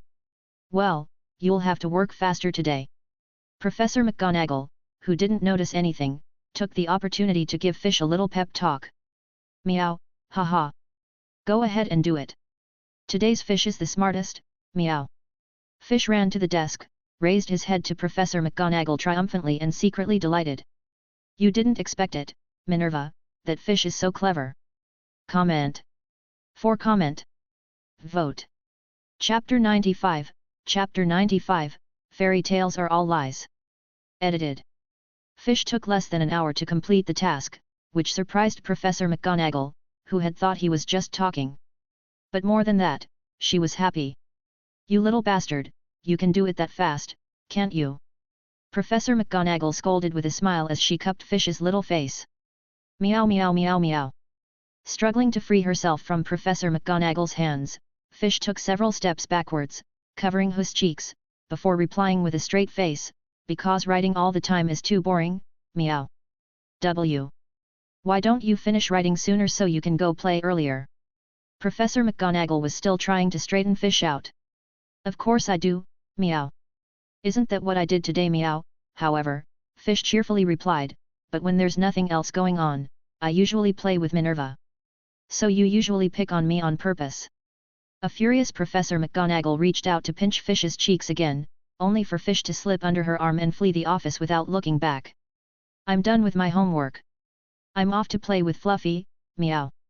Rushing out of Professor McGonagall's office, Fish watched the office door for a moment to make sure she wasn't coming after him, then wagged his tail in triumph and headed for the kitchen. After filling his magical bag of food in the kitchen, Fish headed down the 4th floor hallway, but instead of breaking down the door, he pulled out his wand. After that encounter with the mean old man, he had taught Fish how to open the door, so Fish had been getting out of the habit of breaking them. Fluffy. I've come to see you, meow. Opening the door, Fish greeted Fluffy cheerfully, then took food out of his magic bag and gestured for him to come and enjoy the meal. Woof woof. ×3. Fluffy's 3 heads barked happily at the same time and approached Fish. 2 of them buried themselves in the pile of food, while the rightmost head stuck out its tongue to lick Fish. Meow, no licking. Fish, who had experienced the same experience many times, didn't even look at him, grabbed a chicken leg with one hand and bit it, and hit Fluffy's nose with his free hand. Ouch! Fluffy's head shrunk after receiving the slap. You've grown 3 heads for nothing, you're not as smart as Fang. Fish, who still had food in his mouth, shook his head vaguely and sighed. At least Fang had learned not to go over and lick him. Fluffy had 3 big heads, but he hadn't learned yet, but Hagrid could be a bit of a fool sometimes. Fish chewed his food, while his mind wandered. But he quickly snapped out of it and grabbed a pork chop from the pile and tossed it upwards. Fluffy, catch meow. Whoa! Fluffy, who was lying on the ground nibbling on his food, immediately stood up. His 3 heads popped up at the same time. One of them opened its mouth and caught the pork chop Fish had thrown, swallowing it without chewing. This was a game Fish occasionally played with Fluffy and Fang. He first learned it from Hagrid, but Fluffy was too big and the space was too small for it to work, and Fish was more apt to play frisbee toss with Fang. After throwing some food, he calmly pulled a potion bottle out of his pocket and sprinkled it on a piece of roast lamb, then tossed it into the air as usual. The potion he sprinkled on the lamb was, in fact, the answer to the first question Snape had asked Harry in a potions class, a potent sleeping potion made with a combination of daffodil root powder and wormwood, a living dead potion. Although Fish had trapped Fluffy earlier with a soft stone spell, he had actually gotten free very quickly and, given his size, even if he was trapped on the ground, Fish would have had a very hard time moving him if he had just put his paws or head or something on the trapdoor. Even though he had all kinds of spells to strengthen himself, Fluffy's size was too big, and his strength was too big, so Fish couldn't compete with his strength even with all his buffs. So Fish understood that his chances of success to get in were not good. But he hadn't been reading all those fairy tale books for nothing these days. In addition to the useless skills of rolling and running away from home, he had also learned to be more cunning. In the tale of the 3 brothers, the oldest of the 3 got drunk and killed and stole the old wand, and although Fish couldn't get alcohol, he brought a potion he'd made in potions class. Fish had already tried the effects of the potion, not only testing it himself, but also giving it to Fang and Hagrid in secret, and needless to say, they both slept soundly. Fish originally wanted to give a dose of the living dead potion to the stinky guy to get him to skip class, but he never got the chance, and then he learned the bubblehead spell, so the matter was left unresolved. If Scarhead and the others hadn't suddenly mentioned the trapdoor to Fish yesterday, this thing would have been forgotten in a corner of his magic bag. As Fish watched expectantly, Fluffy swallowed the roast lamb, which had been sprinkled with a dose of living dead potion, without warning. And then, nothing happened. A dose of living dead potion was indeed a very powerful sleeping pill, but even more powerful was the stomach acid of a 3-headed dog. Just as Fluffy's fur is resistant to most magic spells, most magic potions don't work on Fluffy, whose stomach acid can melt even rocks, and a single dose of the living dead potion isn't even qualified to confuse him for a while. There was a reason the 3-headed dog was considered one of the best guardians by wizards. Damn, those fairy tale books really aren't very reliable. Fish didn't mind this, knowing that he had failed yet another trick he had learned from fairy tales, after rolling over and running away from home. Wow! ×3. Fluffy, who knew nothing of this, saw Fish suddenly stop moving and urged him to keep going. But Fish had no desire to continue playing with Fluffy after the failure of his plan. No more games, meow. I'm not in the mood. Fish angrily sat cross-legged, crossed his hands over his chest and turned his head to reject Fluffy's call. Ouch!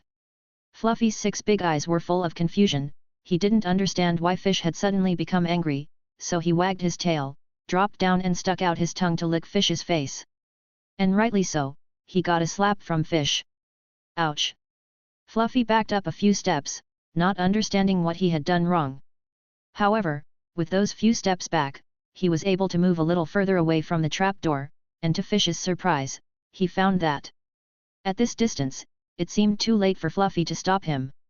As Fish unleashed the soft stone spell, he himself leapt towards the trapdoor. Chapter 96, Investigating Again, edited. As he was about to reach the trapdoor, a huge, familiar black dog paw came down from the sky and pressed down on the trapdoor with a deadly thud. Meow.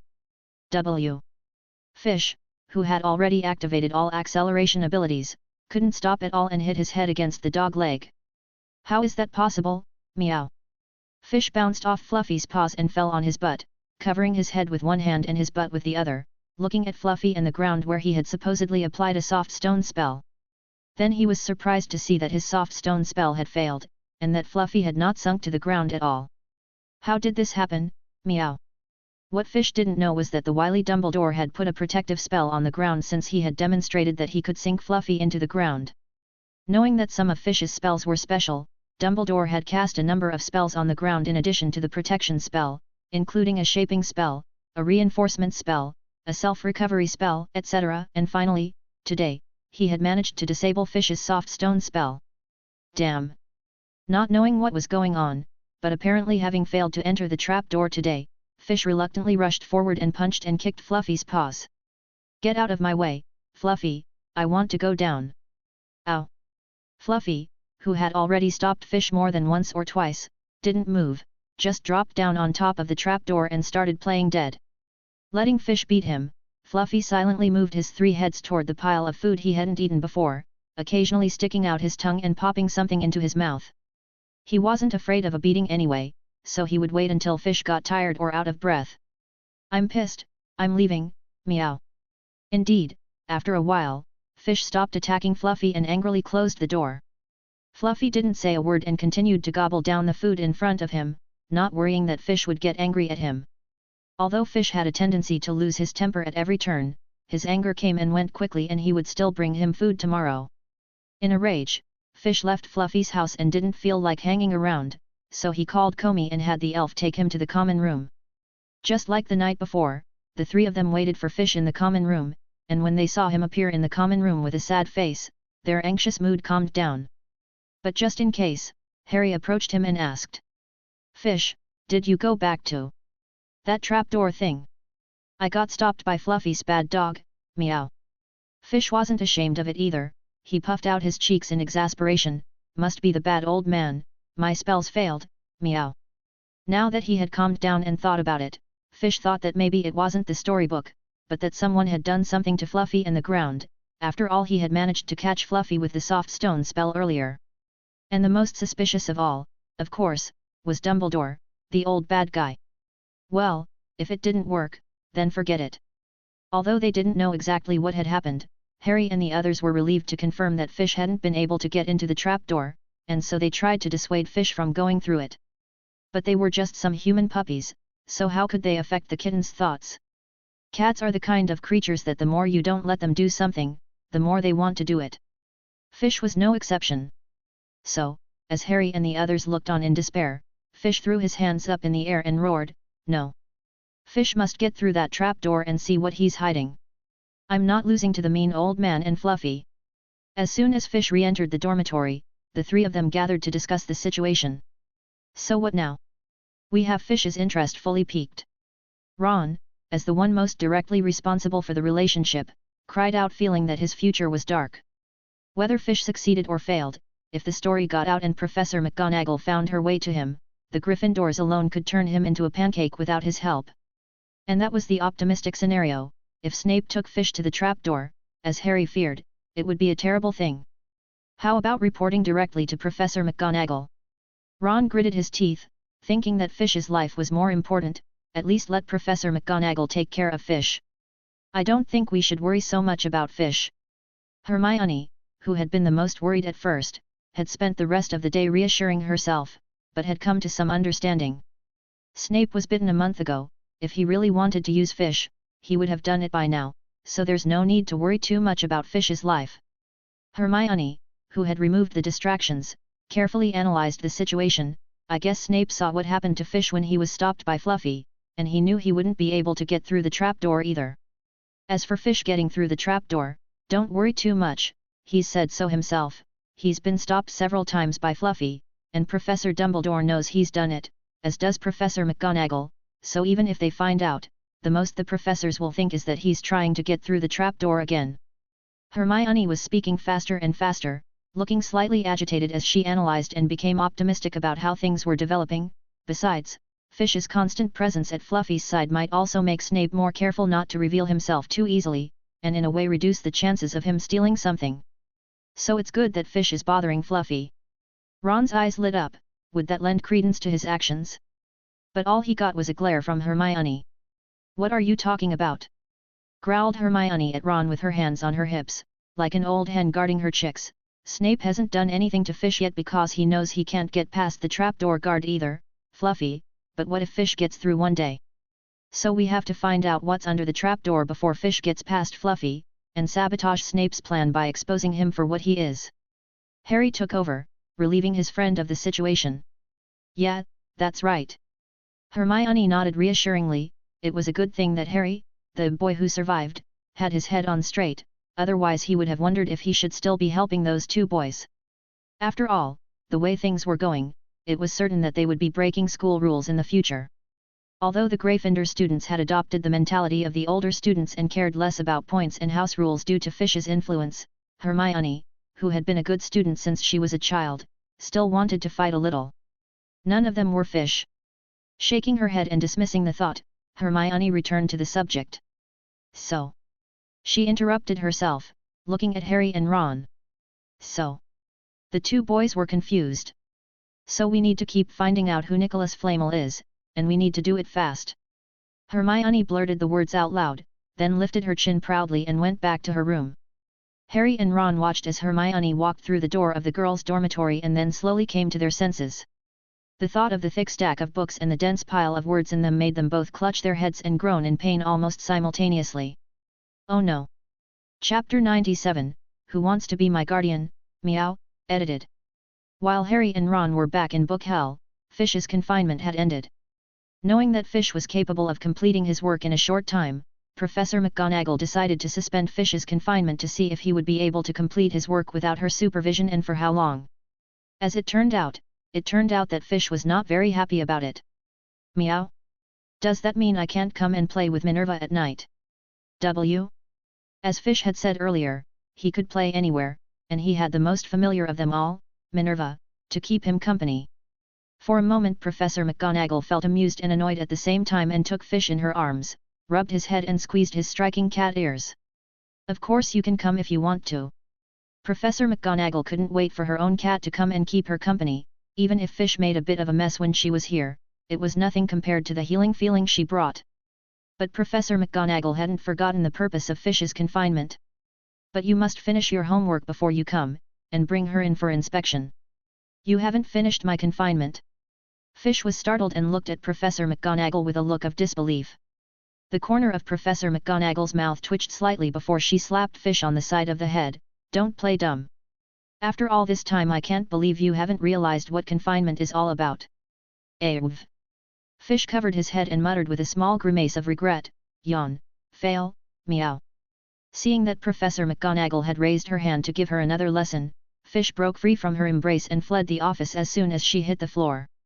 "Remember to do your homework," said Professor McGonagall loudly behind Fish's back instead of chasing after him. "Got it, meow." At the end of the night, the lions in the common room expected to see Fish sleeping and rolling around in front of the fireplace, as they always did, but they only saw Fish in his Catman form, sitting at a table with a pile of homework. Not that they hadn't seen Fish doing homework before, but Fish's method of doing homework at that time was to hold a quill and move it over the parchment without thinking, and the whole process took no more than a minute. Now, however, there is a distinct difference in his attitude, as he will hold his head in his hands for a while and then write on the parchment while flipping through his textbook. It seems that Professor McGonagall's confinement effect during this period is having a good effect. Hermione joined a group of young witches and whispered, being a huge fan of Professor McGonagall, that she would call her idol whenever she found the opportunity. "Ah! I really want to go upstairs and help Fish with her homework," said Lavender Brown looking distressed as she looked at Fish, who was scratching her ears, but her grades were average and she hadn't even finished her own homework, so she was just saying that. However, Her words alerted the senior girls, and some of those who had made good grades were already excited to move on and help Fish with her writing. Now the girls in the lower grades and those with poor grades began to worry. Now this situation is not good for them. This is not the same as cutting food. Not everyone can easily complete their homework and still have time to help Fish. By the way, Hermione, you have done your homework, haven't you? Give it to Fish to copy. Parvati Patil, whom Fish called Three-Eyed Sister, pulled Hermione, who was a little dazed. When she came to her senses, Hermione immediately shouted, "No! We can't do that!" She suddenly thought that, if she let Fish finish his homework first, he would have more time to think of a way to sneak through the trapdoor Fluffy was guarding, and if he succeeded, it would be easy for Snape to see him, so she unconsciously shouted. The common room, which had been somewhat noisy, instantly fell silent, and everyone was confused by Hermione's sudden shout. Even Fish, who was doing his homework, shot a puzzled look. "I'm sorry. I didn't mean to." Hermione blushed and apologized to her classmates who had been disturbed, but they didn't care, and after giving Hermione and the girls around her a surprised look, they went back to their own thing. Fish twitched his cat ears. He had listened a bit, but it seemed that the girls were trying to help him with his task. Fish, who had been doing his homework for a few minutes, was starting to get restless again. He perked his ears up, pretending to work on his homework, but in reality he kept his eyes on Hermione and the girls. "Granger, what do you mean?" Some of the senior girls were a little annoyed with Hermione's behavior. These new students were in class with Fish every day and now they were trying to help him with his homework. "Just take it easy, and listen to me quietly." Hermione took a moment to calm down and quickly thought of how to persuade them. Apart from her concern for Fish, Hermione herself didn't think it was a good idea for the girls to help Fish with his homework. "I don't think Professor McGonagall would like that," Hermione said, pulling out Professor McGonagall's tiger skin to give the girls a breather before continuing. "It doesn't do her any good to help Fish, so, instead of doing his homework for him, I think it would be better to help him with his homework." Hermione suddenly lowered her voice and winked at them all. "Isn't that how you spend more time with Fish?" Hermione had a little thought in mind here. If Fish really needed help with his homework, the smart older year students would have found a way to make finishing Fish's homework take longer, which would have shortened Fish's trip to Fluffy's house. All of the above statements were not as effective as this last one. The seniors, who had been a bit disgruntled, were instantly convinced, and several freshmen were also surprised. Although they could not tutor Fish, they could join in the name of being tutored together. The only ones who couldn't get in were lower grade students with poor grades, but this was their own problem and they couldn't blame others. "What you said, looks like Minerva, meow." As the group of girls discussed how to assign Fish to tutoring duties, the person they were talking about approached at some point. Fish came up behind her, pressed herself against Hermione's body, and rested his head on her shoulder. "Minerva also said that I'm not allowed to copy homework, meow, but she also said that, if I don't understand something, I can ask others to help me." Fish tilted his head to the side, looking at Hermione, the hot air he spat out as he spoke hitting Hermione's ears and cheeks, making her dizzy. "Yes, yes. Actually, I admire Professor McGonagall." Although Hermione had hugged Fish in his cat form before, this was the first time she had felt so close to him in his human form, and she was so happy that she couldn't speak properly, and after stumbling over the words, her brain basically stopped working and she just let out a giggle. The girls around her were gnashing their teeth, wanting to knock Hermione down with a spell and take her position. "Meow." Fish still didn't quite understand the word adore, but he knew it was a good word, so he nodded and continued to whisper in Hermione's ear, "Minerva likes rat teeth too, meow." With that, he simply got up off Hermione's back and asked the other girls, "So, who can be my homework tutor, meow?" The girls were silent for a moment, then shouted in unison, "Me." Comment. To comment. Vote. Chapter 98, Chapter 98, Failed Snowball Fight, edited. Hermione's plan worked, and with the deliberate distraction of a group of scheming girls, and Fish's own distractions within minutes of writing, it was usually late at night when she finished. Fish then had to take his homework to Professor McGonagall to check, and then go to the kitchen to fill it with food to share with Fluffy. On weekends, Fish had to go to the Forbidden Forest to play, so he had no time to spend with Fluffy. But what Hermione didn't know was that even if she hadn't made such a plan to slow Fish down, Fish would have given up after a few more tries, and until he found a way to catch or convince Fluffy, Fish knew his attempts would be futile. Besides, with so many fun things to do, there's no way Fish would be stupid enough to keep wasting his time trying to get in through the trapdoor. Fish is so smart. It was a relatively quiet day, it was getting close to December and the temperature dropped a bit, but the number of people outside was increasing. Because it was starting to snow. November saw occasional snowfall, but it wasn't very heavy and didn't even snow much, just unwanted frost. But as December progressed, the snowfall around Hogwarts began to skyrocket, and soon a thick layer of snow accumulated outside the castle. After classes, many young wizards would go out into the open space outside the castle to have snowball fights and build snowmen, and there wasn't much difference between muggles and wizards when it came to playing in the snow. The only difference is that wizards use magic to help them in their snowball fights and build snowmen. Meow equals Omega equals Fish, transformed into a small tabby cat, also had fun in the snow, instead of his previous lazy state. He didn't like the snow when he was a stray because many of his kind would have frozen to death at this time of year. But after being adopted by Professor McGonagall, all of his kind that Fish met were well cared for by humans and didn't freeze to death, so he was able to play in the snow, and when he was in Hogsmeade Village, he would play snowball fights and build snowmen with the other neighbors.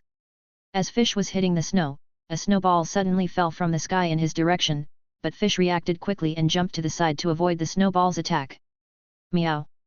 Fish looked in the direction the snowball came from, and saw the cat-eared redhead number 2 and 3 standing on the snow, not far away, with several snowballs floating in the air, slowly spinning around their bodies. Fish, how about a snowball fight? George waved his wand, and a snowball floating around his head charged at Fish. Meow. Fish jumped up, turned around in midair, and turned into a catman as he used his tail to scatter the snowball. Okay, meow. After landing on the ground, Fish raised his fists in the air, confidently accepting the twins' challenge. He had been the snowball champion in Hogsmeade Village for the past 2 years, and he had no fear of the 2 redheads. How about adding us to the snowball fight? At the same time, nearby girls rushed to stand in front of Fish, including Angelina Johnson, who the 2 twins had a crush on. Fred and George exchanged a smug look and then pretended to think for a moment before shaking their heads and saying, "There's too many of you there, it's not fair, we have to get mates too." The twins then waved to all the students outside the castle, even the Slytherin ones, and pulled out a round tube with 2 colored sticks that they had been preparing for a long time. "Let's get lucky, everyone. Let's see who's lucky enough to be in Fish's group." Fred handed the slips to Fish first, while hexing him in the same tone he had used when selling cat ears. Fish ignorantly followed George's instructions and drew one of the many sticks, and then was placed in a group with some other students, both male and female, from different houses, who also drew blue sticks. But Fish didn't care about that, he just wanted to have a good time.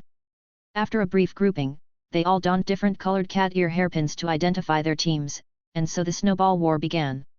As soon as the game began, Fish excitedly waved his wand and charged toward the largest of the crowd, followed by his teammates.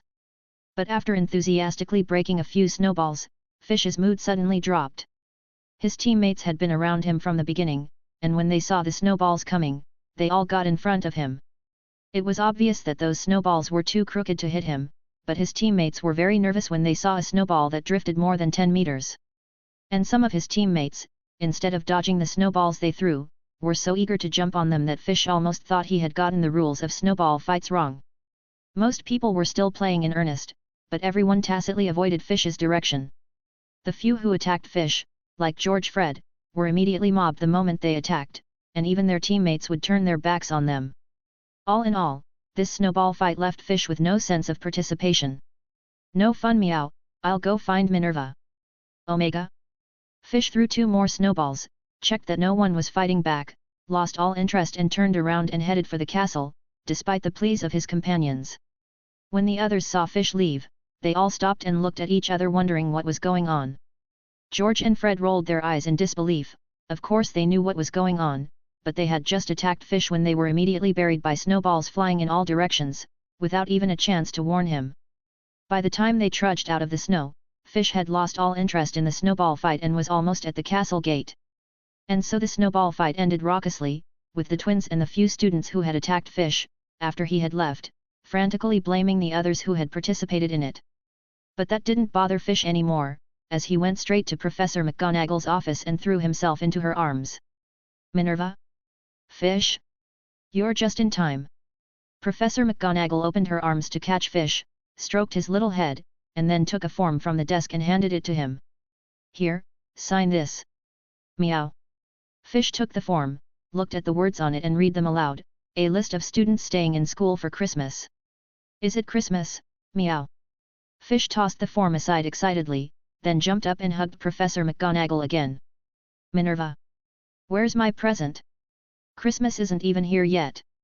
Professor McGonagall patted Fish's head angrily. "So, do you have your Christmas presents for your friends?" Meow. "Omega?" Little Fish was confused. Does Fish have to give presents to everyone else too? Meow. Chapter 99, Gifts, edited. It wasn't that Fish was stingy, it was just that Professor McGonagall had suddenly asked him to send presents, which made Fish feel a little confused. In the kitten's mind, Christmas was supposed to be a time for other people to give his presents, so why did he suddenly have to give presents to others? It is a right of friends to exchange gifts, and while no one would say anything if you didn't, Fish's friends would be very happy to receive a gift from you at Christmas. Explained Professor McGonagall patiently as she played with Fish's cat ears and tail. You don't need to take old people like me and Dumbledore, just think of your friends who are about your age. Friends around the same age? Like Scarhead and the like, meow. Fish reached up and covered his cat ears, avoiding being pinched by Professor McGonagall, and tilted his head to think for a moment. Fish will have to prepare a lot of presents in that case, Fish muttered as he frowned in some distress. Omega?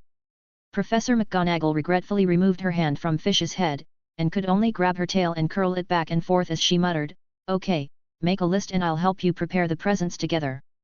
Well. Fish wiggled his fingers and started counting: Scarhead, Fatty, Redhead 2, 3, 4, Blackie, Explosion.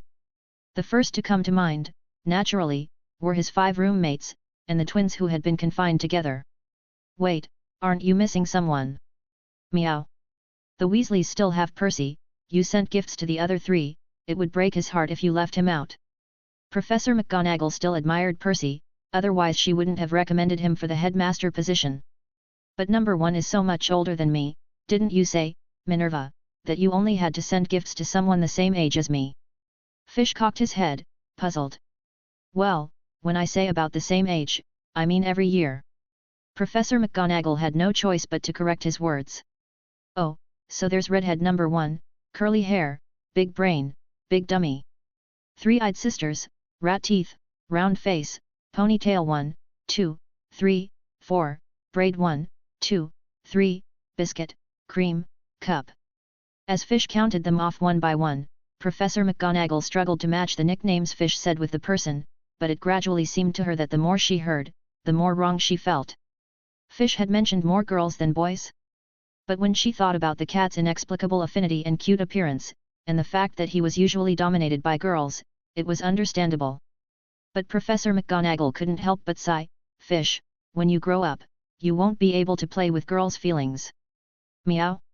What are you talking about, Minerva? Omega? Nothing, Professor McGonagall laughed and shook her head. Fish didn't understand any of this, she was thinking too much, so she quickly interrupted, keep counting, we're going to have to spend a lot of time getting all these presents ready. Oh. Fish wiggled his ears, not really thinking about what had just happened, and kept lowering his head and wiggling his fingers. Fish head, Squinty, Comey, Norris, Fluffy, Scabbers, Fox, Fang. Brandvarden, Tina, Austin, Buckbeak, Mork. Professor McGonagall was confused to hear the names mentioned by Fish instead of nicknames, and wondered who the students were, before realizing that Fish was talking about his animal friends. You don't have to send your animal friends. Professor McGonagall laughed and stopped Fish, who was still calling names. Meow. Because they don't celebrate Christmas, it's a human custom, so you don't have to give them presents. Knowing that Fish still considered herself a cat, Professor McGonagall carefully considered the words, explained to Fish, and then added, of course, if you really want, I'll help you with the presents. Centaurs don't have Christmas, meow. Fish wasn't as sensitive as Professor McGonagall thought she was, she had exchanged gifts with her animal friends, so it's okay not to prepare special gifts for Christmas, she just thought that because centaurs were more similar to humans in appearance, they must have the same customs. Yes, centaurs have their own holidays, but if there were centaurs living in human society, they would have no objection to spending Christmas together. It's supposed to be a time to get together and have fun," said Professor McGonagall. "Like us?" asked Fish. "Yes, like us." Professor McGonagall nodded helplessly, knowing what she meant was, just like the two cats lived among humans. It seemed that it would take some time for Fish's perception of himself to change. Though helpless, Professor McGonagall was confident that Fish had grown a lot since coming to Hogwarts and that, in time, he would be able to truly integrate. "What about Comey and the others?"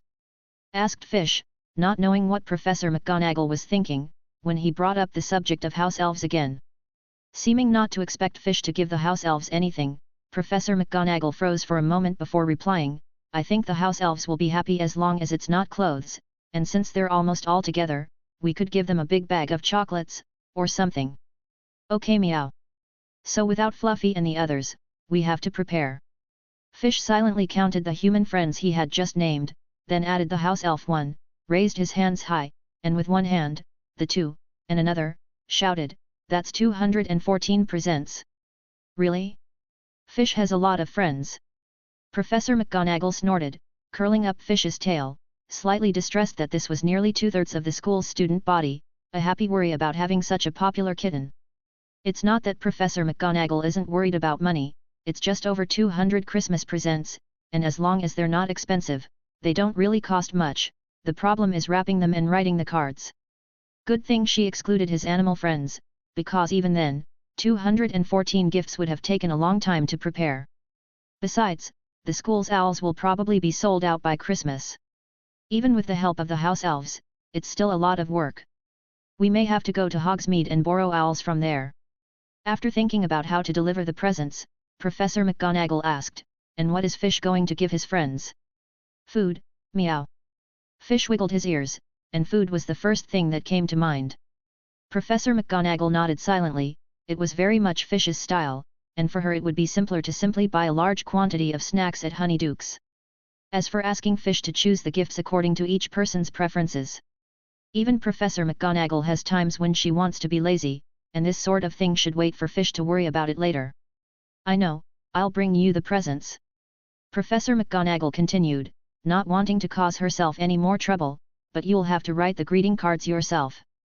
"Meow, why do I have to write?" If there was one thing Fish was most resistant to, aside from Minerva's scolding, it was writing.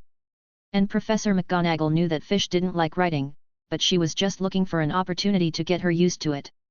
So Professor McGonagall patiently explained, "It's part of the festival, greeting cards are your wishes for your friends. Didn't you used to get greeting cards with presents at Christmas?" Fish remembered that there were indeed some small cards in his Christmas presents, but he had always had an aversion to writing and had never read them carefully. "Can't Minerva write for me, meow?" Fish tugged gently on Professor McGonagall's robe, his cat ears flopping against his head, looking pitiful. "Sorry, no." Professor McGonagall refused Fish's request with great perseverance. "Fish doesn't like Christmas anymore, meow." Comment. To comment. Vote. Chapter 100, Chapter 100, Fish's Christmas Gifts, edited. Although he was very reluctant to write greeting cards, Fish entertained himself and spent his free time writing 214 cards at Professor McGonagall's side. At Professor McGonagall's suggestion, he also put a cat paw print on each card. By the time Fish had finished writing the greeting cards, the Christmas vacations at Hogwarts had begun, and the school had become a little less crowded, leaving just him, Scarhead and Redhead number 4 in Fish's dormitory. But this isn't important to Fish. What's important is, he didn't have to do his homework over the vacations. "I love Christmas again, meow." Fish jumped and danced excitedly in the common room after learning that there would be no class and no homework for a long time.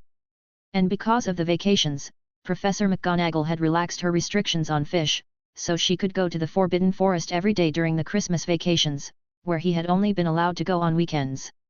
It's just that because the weather is too cold, Fish didn't run to the Forbidden Forest every day. He still stayed in the warm common room most of the time, either sleeping or playing games like Snap Explosives with Harry and the others who stayed at school. Other than that, he would wander around the castle like he used to, have a snack with the teachers and school staff, or go to the menagerie and rip cat toys, or go to the owl hut to find an owl to take him flying. Occasionally, when a new idea occurred to him, he would go to Fluffy's house and try to see if he could get past him to get in through the trapdoor, but unfortunately he failed every time. With this leisurely pace, it was soon time for December 25th. Oh, my God! Early on Christmas Day morning, Ron's exaggerated screams echoed through the bedroom. Awakened, Fish poked his little head under the covers and startled. Meow! The bedroom, which had been somewhat empty since Neville and the others had left, was now filled with boxes of gifts, large and small. The area around Fish's bed was the most affected, with gift boxes stacked around his bed, and when he got out of it, he was greeted by an avalanche of boxes. There was a rumble as Ron's head burst through the boxes. "Merry Christmas, Fish!" After a nod, he added with a look of envy, "As expected of you, receiving so many Christmas presents." The stunned Fish came to his senses. It was Christmas, and these were all Christmas presents from others. "It's time to open presents, meow." Fish jumped out of his bunk, transformed into his Catman form, and jumped onto the pile of presents. There were so many presents that Ron and Harry went over to help Fish open them, setting their own presents aside first. Another snack, a chocolate frog from Hannah Abbott. Ron, who had already unwrapped several snacks, deftly placed the card in the box on Fish's bed, then slipped the chocolate frog into a magic bag that had already been opened. "I have a snack too," Harry said as he did the same as Ron. "It's a bubble gum." "This finally isn't edible." Ron unwrapped another. "Oh, it's from Seamus, a box of snap explosives, and it's a limited edition. Professor Dumbledore sent, a big box of cockroach cones. Hagrid sent, a whole entire rock crust pie." After unpacking several more food items, Harry made another discovery. "I also found a gift that wasn't food. Tisk. It's a gift from young Master Big Brain. Surely it was some kind of bad luck that he had opened a gift from Malfoy." Harry looked at him in disgust and grimaced. The statue of a golden cat really suits his pompous style. Meow. Hearing that it was a cat, Fish stopped what he was doing, reached out to grab the statue Harry handed him, looked it up and down and found two words written in very fancy letters on the base. "Fat cat." Fish, who read the words smoothly, looked puzzled. This cat is not fat. As Fish wondered, the golden cat statue in his hand suddenly came to life, its smooth metallic surface turning into a furry texture. The golden cat first licked Fish's fingers with its cool tongue, then arched its head against his palm and let out a soft meow. But the meow made no sense to Fish. If I had to say it, it was a bit like the sound of a kitten calling to a big cat, but there were some differences in tone. Fish lifted the meowing golden kitten up to his face and brought his nose close to it. It smelled like a golden galleon. He instantly lost interest in the golden kitten. It was made by transfiguration, no fun meow. Tossing the golden kitten onto the bunk, Fish continued to unwrap the other presents, while the golden kitten fidgeted in the bunk itself for a while, before turning back into a motionless statue. After opening a few more presents, the door to their bedroom burst open and Fred and George, dressed in blue sweaters, burst in. "Merry Christmas!" After the two finished shouting, they saw the pile of Christmas presents in Fish's room. "Oh, that's really," Fred said. "An incredible sight." George continued. "But it's understandable." Fred continued. "After all, it's Fish." George continued. Said the twins, before joining in to help open the presents, and shortly after Percy came over as well. The six of them worked hard with the presents, grabbing a bit of food from the pile as they got hungry, and it took them most of the morning to finish opening all of Fish's Christmas presents. Most of the gifts Fish received were assorted foods, and it was clear that everyone knew Fish was a snacker. Some of the food was something Fish ate regularly, and some he had never seen before. The novelties were usually from Muggle society, some of which Harry had seen Dudley eat, but the Weasley brothers had never seen, and Fish generously gave them some. But even after dividing it up, there was still too much food left, and even the bag with the extension charm Dumbledore had given Fish was too small to fit, so the excess had to be piled aside for the time being. Other than food, the toys Fish received the most were from both the magical world and the Muggle side, which Fish looked at and set aside for the moment. Most of them were not as interesting as the snitch. He will continue to play when he has free time in the future. As for how long he can play with the toys, it depends on when Fish breaks or loses the toys. The third most common gift was an assortment of plants, mostly from Hufflepuffs, Probably because they had seen how fish liked the potted plants in their common room, so several Hufflepuffs had sent a plant, including their dean, Professor Sprout. Of all the gifts, there were a few that Fish liked or was interested in. The first was a child's version of a flying broom given to her by Minerva, which Fish had already lost his taste for, but it was from Minerva, so he liked it. Then there was Professor Greasehead's special candy, the same one he'd gotten for Halloween. And the short-haired professor gave him a complete set of Quidditch balls, and a silver whistle that controlled their movement. There was also a magical climbing frame for cats from Professor Little, Flitwick, which, like the Hogwarts magic ladder, changed its structure every so often, making it a new experience each time. In addition to gifts from some of the professors, there were some gifts from the students that Fish liked. Among them was a book sent by Rat Teeth, the illustrated guide to cats of the world, which contained many species Fish had never seen before. There were also a couple of boxes of music from the Muggle world, all of them from wizards born purely in the Muggle world, and although the boxes were not much fun, the music they contained was very appealing to Fish. Finally, there was a gift from the twins, George and Fred, who had made their own magical headless hats, which made their heads disappear along with the hats, which Fish found very interesting. Thanks for listening.